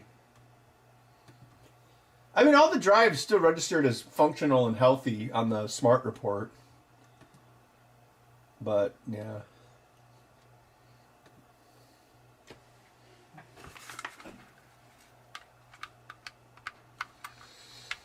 I don't know. I'm just being precautious, you know, because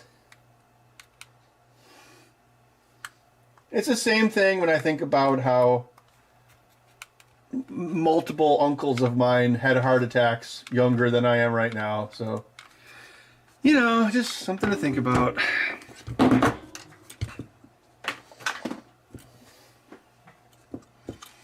Yeah, my cholesterol levels are not good. They're definitely elevated.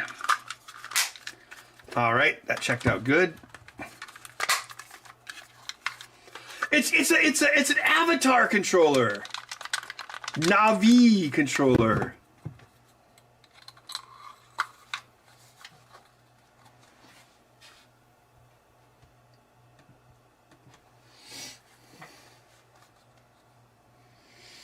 No, yeah, tape drives are still used. It's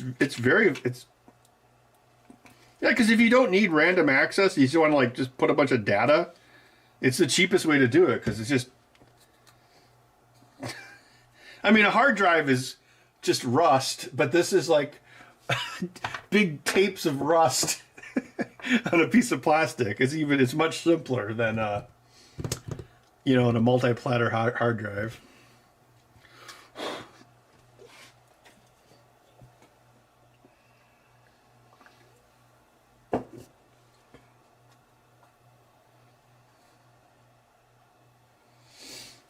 Well, also, I think, like, am I really going to be doing this stuff 10 years from now? I mean, I hope not. So, in the back of my mind, it's like, if this thing can make it like 15 more, or, well, the way things are going, 25 more years until retirement. Yeah. It doesn't have to go that much longer. Well, it does, but...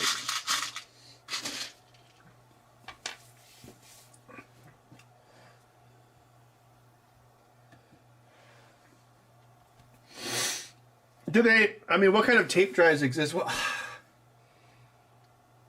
I guess I could put it like in a safe deposit box. Although, I don't know. Who gives a shit? Digging through old files on that NAS. No, the only thing I'm like abandoning on the old NAS is like the raw footage from my personal YouTube videos. Like the Menards projector, right? Like, I'm not. The output, the render files for each one of those projects, I did copy those onto the NAS because since YouTube wants to become ThemTube, I'm predicting at some point in the future YouTube will charge people for storage. So the actual MP4 render outputs, which aren't, they're only like 4 gigabytes each on average. I did copy all of those out of all of the folders and put them into a dedicated folder on the new NAS. So I'm not going to go back and re-edit a video about Menards from 2020 anyway, so what do I give a crap?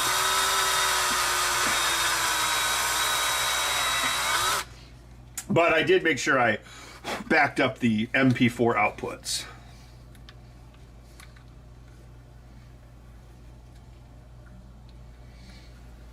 Oh, wow, that's crazy, Michael.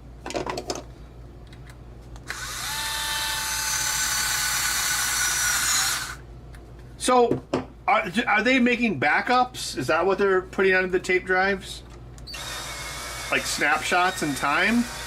Or do they actually offer, well, I'm sure they offer, like, long-term backup tape storage as well, right? Why not delete those old videos? What do you mean delete them?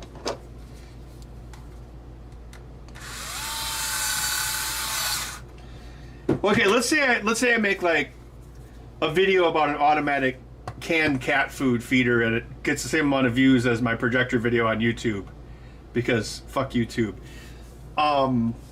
That's probably like 70 to 80 to 90 gigabytes of raw footage on the server. So what I do now is like I have on my PC upstairs, it has 2 SSDs in it. So it's got a 2 terabyte main SSD, and then it's got a which has obviously Windows and everything on it. And then it has a secondary SSD, which is my edit drive. So when I make a video or capture footage or whatever, I put all of that onto the editing SSD, which is like, again, 2 terabytes. So you can store quite a bit of stuff on it. But then after a certain amount of time, I would just take the edit folder of like a Menards video and I would copy that off of that SSD onto the server. So it sits on the server as a backup, but it doesn't need to sit on the SSD. But as I mentioned, like 7.5 out of 9.5 terabytes of space on my current NAS, my old NAS, was just just my own personal YouTube videos of like, just the ones I've made since like 2018. And the raw footage. So I'm not going to copy those over because I don't need them. The only thing I pull out of each one of those folders has a folder called render, and that's where the Adobe Premiere project is, well, rendered to. And that's like the MP4 file that actually gets uploaded to YouTube. So those are typically like 3 to 5 gigabytes each. They're not that big. So I did copy all of those onto the new server. So I won't have, well, let's say my old NAS explodes, so that I wouldn't have the edit files, but who cares because the videos are already done. It's not like it's fucking Gone with the Wind or something. Well, they don't they don't have that either. But I still kept all the render files. So like if YouTube exploded and I was like, oh, I'm gonna go to Kick, I would have all the videos to re-upload for the videos themselves. Basically, a backup of what's on YouTube would be the way to put it. And so I did move that to the new server because it's infinitesimally less space than the raw footage.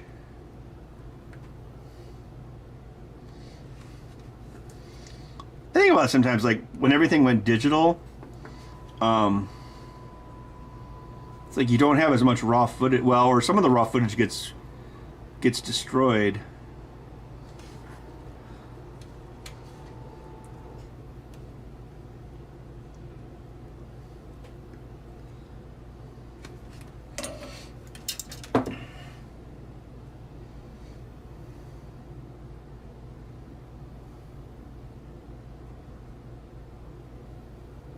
I think I saw that video, Hired Goon.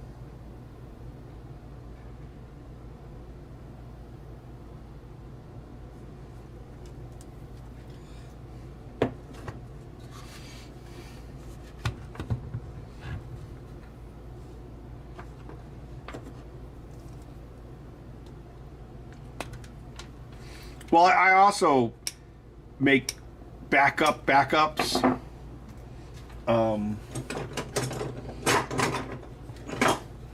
So I'll just like take my extra hard drives and then I'll hook them up to like a SATA controller, and yeah, those are like in my fire safe. So like if my house burned down and the fire safe didn't, well, I think even if a fire safe is actually only good for like 30 minutes, so it only stops like 30 minutes of fire. But I think that has a lot of data in it too. Actually, there's quite a few hard drives in there. So I think like all the raw footage for Posthumous Woman is still in there.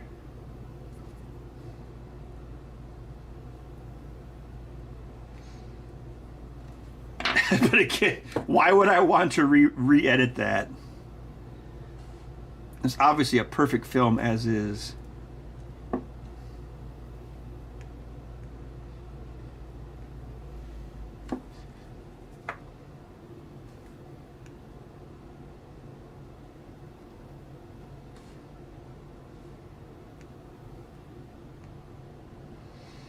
But that was back, because that was a Panasonic P2, so that was back when you could shoot a movie digitally and it would all fit in like 120 gigabytes. Yeah, because that was, what was that, SATA 2 back then?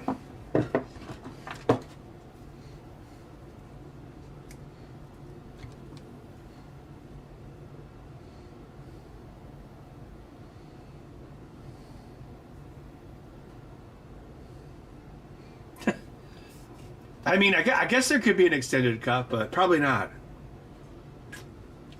Actually, like the part where I was assembling that thing, there was a ton of edits because it was complicated.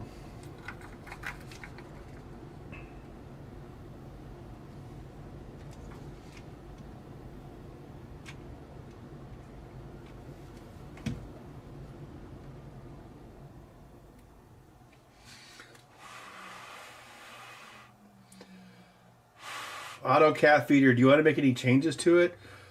Yeah, it actually did have. Last week it ran into an issue. Actually, it was actually the issue. The one issue it's had has actually happened 3 times now in 2.5 months, which isn't too bad. But the main bolt, there's a opto tab, right? So like one of those things, right? And so that's sitting there, and then the main carriage comes back and it goes into the tab, and that's the X home. The main carriage sometimes can get past the tab, so if it's past the tab, it can't home to the tab. And I've had that happen. Well, I guess it technically happened twice. Yes, it happened twice because it happened once, and then I manually moved it. Then it happened again like last week, and then I didn't manually move it. So then it also didn't dispense the next morning. So technically there's been 2 failures, and they're both the same. I mean, the easiest way to fix it would just be to like put some sort of block in it so it can't physically move past it. Or I could, for each sequence start, I could set it to relative mode and advance X like 20 millimeters positive, then switch back to absolute mode and then run the X homing. So code would fix it. Actually I could, that wouldn't take that long to fix, but maybe I'll do that next weekend. The J.J. Abrams cut of the cat feeder? Yes. It will have Jennifer Garner in it.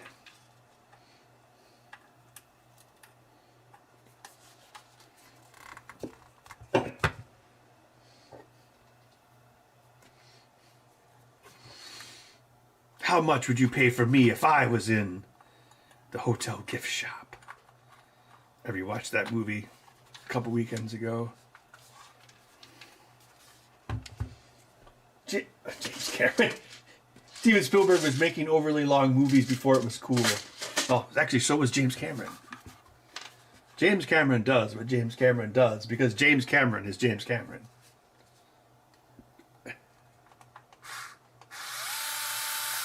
It's insane how many times people will go to Fern Gully in space. But I guess James Cameron is just smarter. I mean, I'm not being facetious. He apparently knows something the rest of us don't. All right. Oh, I hope he didn't jinx me there, Randy. What was that? 1 hour, 58 mile. Don't want to jinx myself. Jinx, jinx, jinx. Jinx and Max to space!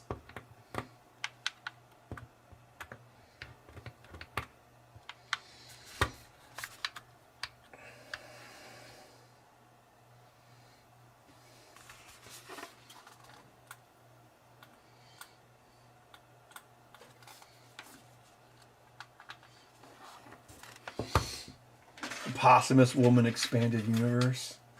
Yeah, we never got around to making posthumous men. I guess we never will. No one will ever know how the trilogy of possum movies ended.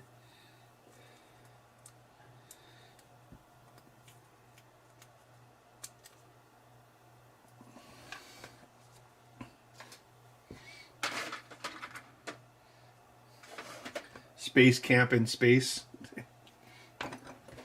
Well, actually, no. I did know how the possum trilogy was going to end. It's like I think it was like my character was going to die heroically or non-heroically or something, and then at the very end,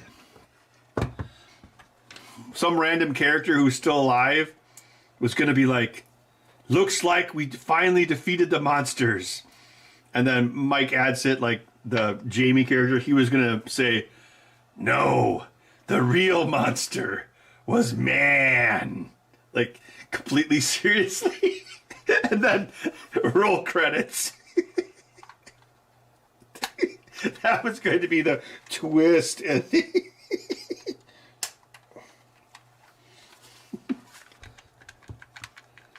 I combine the DNA of all of the world's most deadly creatures to create the deadliest creature of all. Turns out it's man.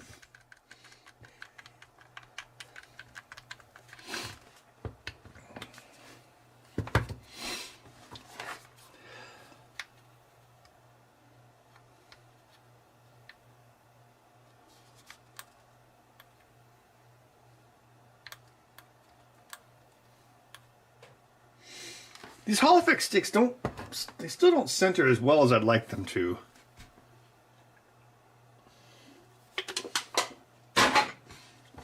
Maybe they came from a rough part of China. This one looks kind of old.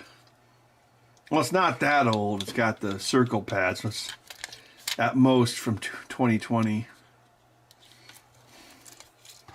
It's like old Bob from the Black Hole.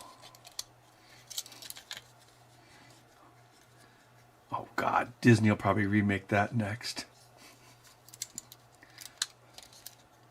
Welcome to my spaceship! It is a metaphor for capitalism or something.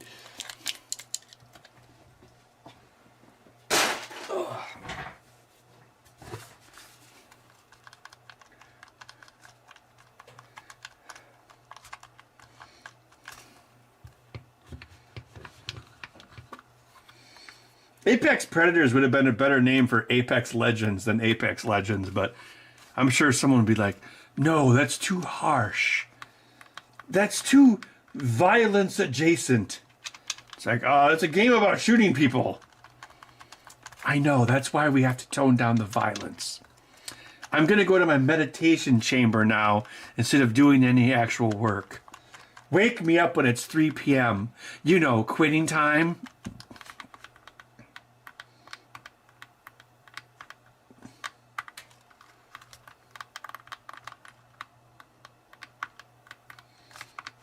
Has Microsoft abandoned Xbox yet? Not yet, but I'm sure, I don't know. I think they're just going to say like, oh, it's an Xbox branded PC or the Xbox app. I hope they at least make controllers, because the controllers are nice. I mean, remember, Xbox has never really made money. It's just lost billions and billions and billions. That thing is responsible for billions and billions of lives lost across the galaxy.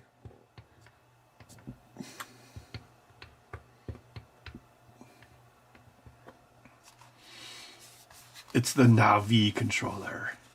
Yeah. It's actually, the color's more muted in real life. The camera makes it look more blue. Oh, you know, it reminds me of the Neo Geo Pocket Color. Remember that? Because it had like, what, two colors? Like there was like, actually it looked just like this. And what was the other one? I actually bought one of those back in the day, but I sold it because it was one of those like gaming things that I had that I never played, but then it was like worth money. So I'm like, I should sell this because am I really going to sit down and play Mighty Final Fight? So some other idiot will give me $175 for this cartridge. I'll take your money. Thanks for the money, dummy. No,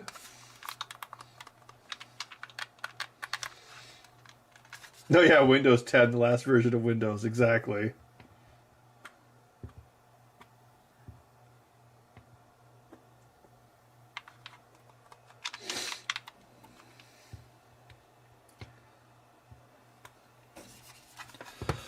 Oh.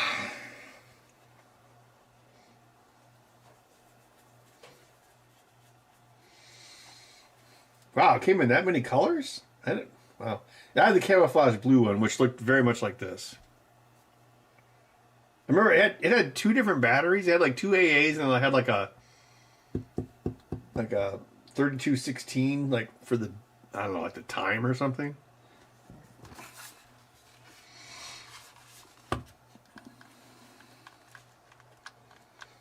There was like a Metal Slug port for that, wasn't there? 8-bit Metal Slug.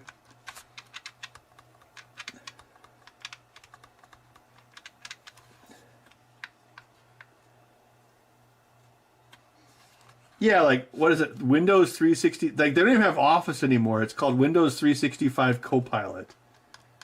Oh, my God. They just, like, put every egg in that AI basket. That bubble's going to burst. It's going to be so bad when it happens. It's going to make 2008 look like 1987. And Jeremy Irons. There we go. Another reference to Jeremy Irons. My only job is to know when the AI music is going to stop. And right now, I can't hear a thing.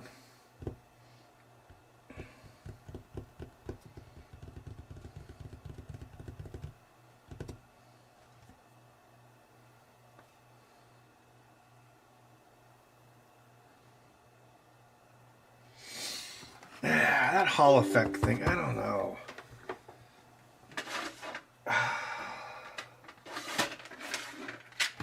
This has happened on a couple of these now. Like maybe these cheap Hall effect sensors are too cheap. They're like, well, $5 isn't that cheap. Like on the test screen, it's not centered right. It should be, but it isn't.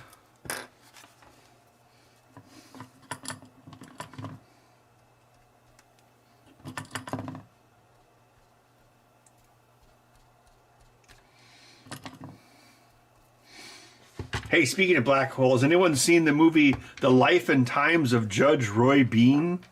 It's kind of an obscure, what was that guy's name? Paul Newman movie. I bring it up because that movie also had Roddy McDowall and Anthony Perkins in it, just like Black Hole. It was the black hole in the Old West.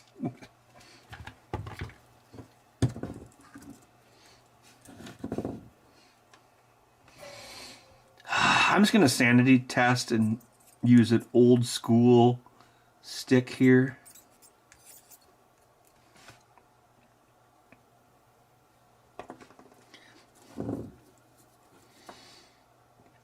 Roddy McDowall was uncredited in Black Hole, but he was in it.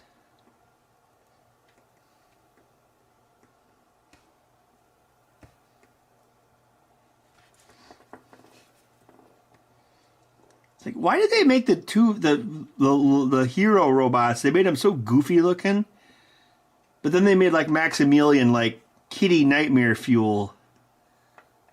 Maybe that was a deliberate choice.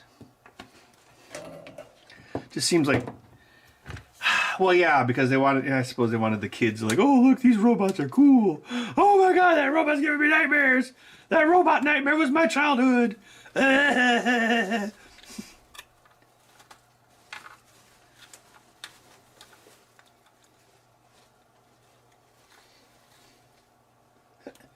Yes, Lily Langtry was in Judge Roy Bean.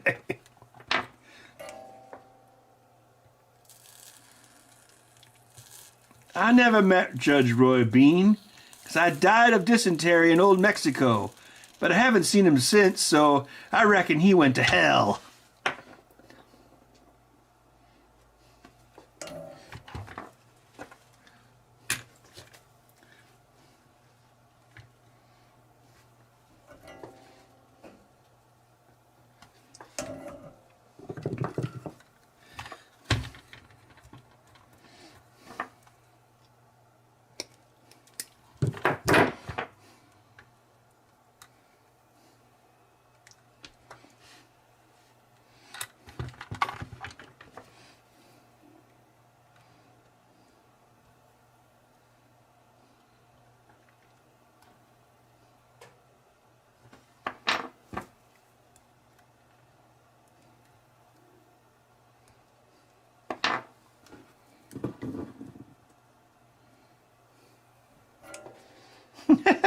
Wrong, Roddy.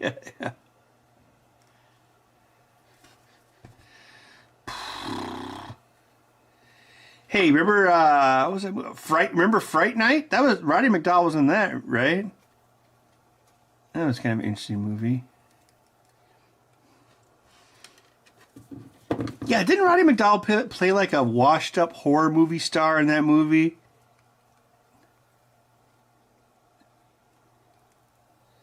Didn't that movie get remade?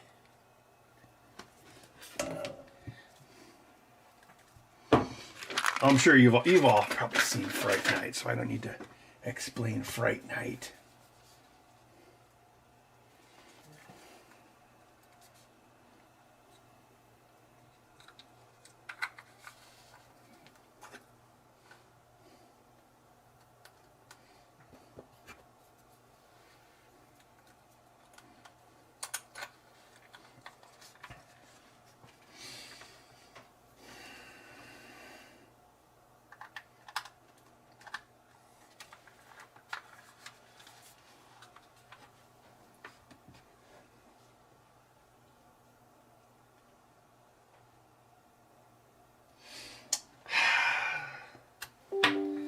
Yeah, this carbon pot is like way more accurate. I'm just going to use it, so whatever. If it breaks, I'll just fix it.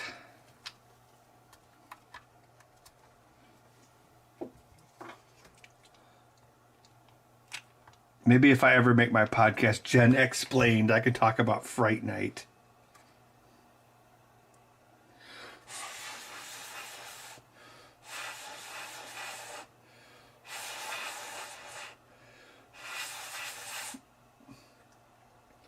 Henchman, that sounds like a pretty traumatic experience.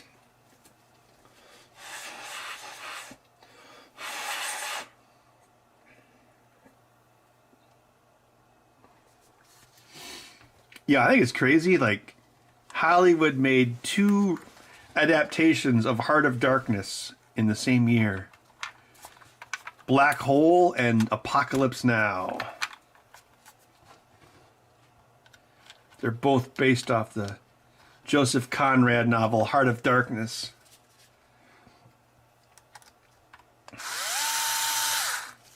Apocalypse Now is more of a direct adaptation. In the novel, it's in the Amazon. It's the Amazon River. But it's the same thing where like a military colonel goes crazy and he creates a cult of natives at the mouth of the river, or whatever they call the top of the river, and then it's basically the same story. Like, they're like, oh, we gotta go up the river, and a bunch of things will happen go on the way up to the river, and then at the end we're gonna find this colonel who went crazy and then kill him with extreme prejudice. So Apocalypse Now is basically the same story in Vietnam. But Black Hole is also the same story, where this guy who's like a scientist, and he goes to this place, and then he creates a bunch of human robot minions instead of like natives, and then he's got these travelers are looking for him, and they go and they find him, and they turn out he's created a crazy cult, and then action sequences, blah blah blah, and asteroids, and yeah. Porclips Now? No, I never heard of that. The Congo? You might be right. I thought it was the Amazon. Who knows?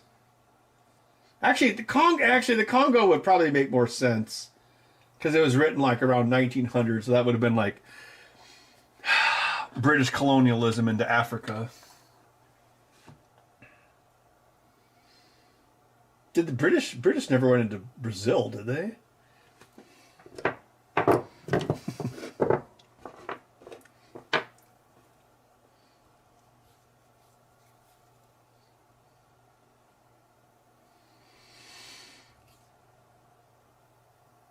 Yeah, I don't know about these Hall effects. I don't know. I mean, they're probably more stable, but the most important thing is to have a perfectly centered joystick. Oh, it is in Africa. Okay, I'm sorry. I got that wrong.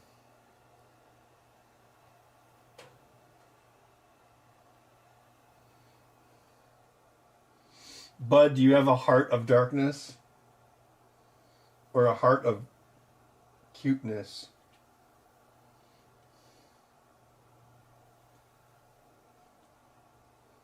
Pork lips now.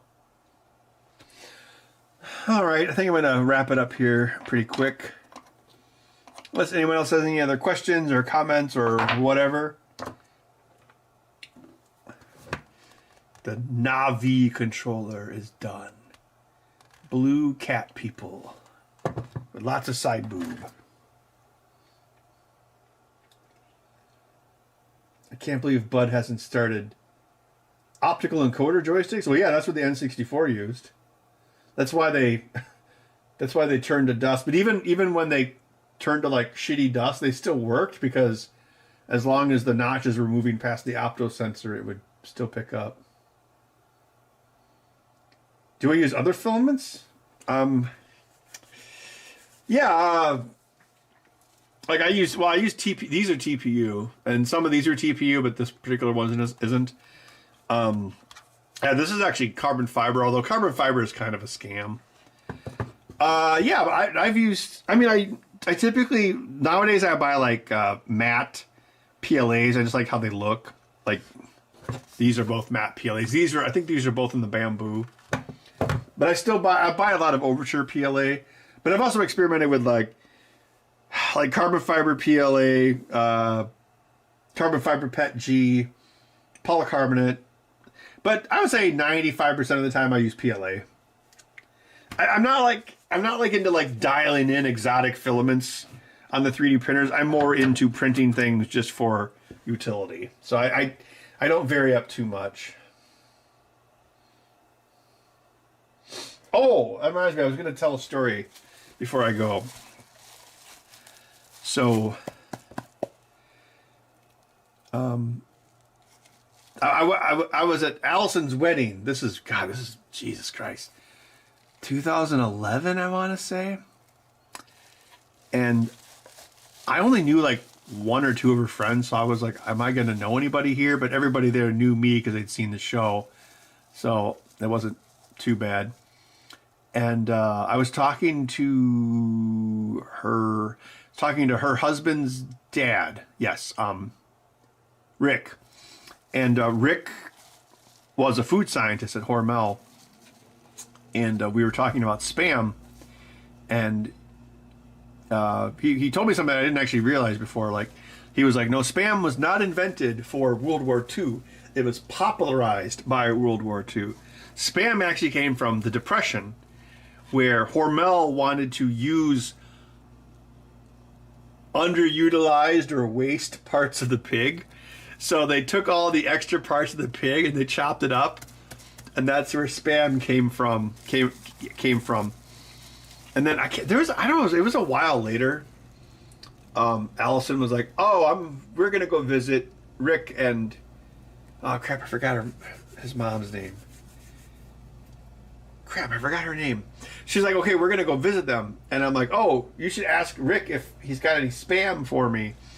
And so she comes back or maybe it was like 2 trips later, like Rick sent back like this whole cardboard container of spam, like from the grocery store. But it was all these exotic spams, because they sell different spams all over the world that you don't see in every country. Like there's Philippine spam, Hawaiian spam, UK spam. And of course, all the countries that love spam, it was all places where troops were stationed in World War II. That's why Hawaii loves spam. That's why the UK loves spam. But there's all these crazy spam flavors I'd never seen before. And I was just so thrilled because I'm like, oh my gosh, I didn't think he'd actually send any spam. So yeah, that was a good spam story. So I learned about spam from Rick.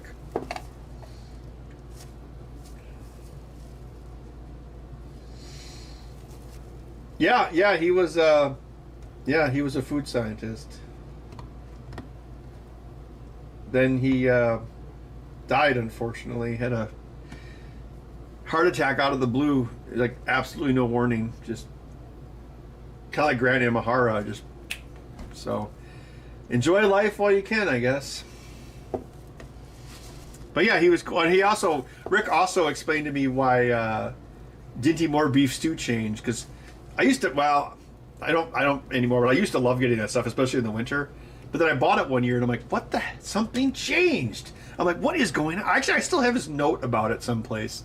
And I'm like, okay, Allison, Rick's got some explaining to do. And so he actually gave me an answer. It was that they reduced the fat content, so when people would open up the can, they would not see the big white ring of fat at the top. But the problem is, it was like light beer, where they get rid of 30% of the calories and 80% of the taste. So I don't buy it as much as I used to. I mean, this was like 10, 12 years ago. But yeah, anyway, there's all my spam stories. So yeah, this is the first thing on the make friends. See, there it is. It's still there.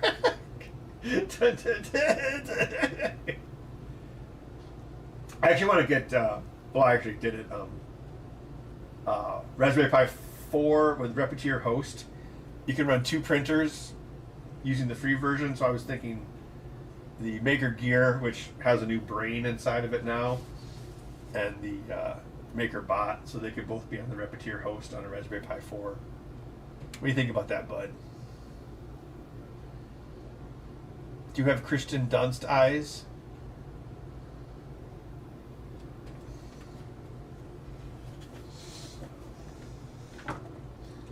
Oh, apparently there's a way to desalinate spam. It's like if you, what is it? If you boil the spam, the water sucks all the, or a lot of the salt out of the spam and into the water. I'm not sure exactly how that works, but apparently there's a way to do it. Human grade cat food. Hey, you know, actually, a good use of spam is you got to make sure it's cold, like in the fridge. But if you dice it up real small and put it in a salad, it's like, you know, ghetto ham chunks. It works.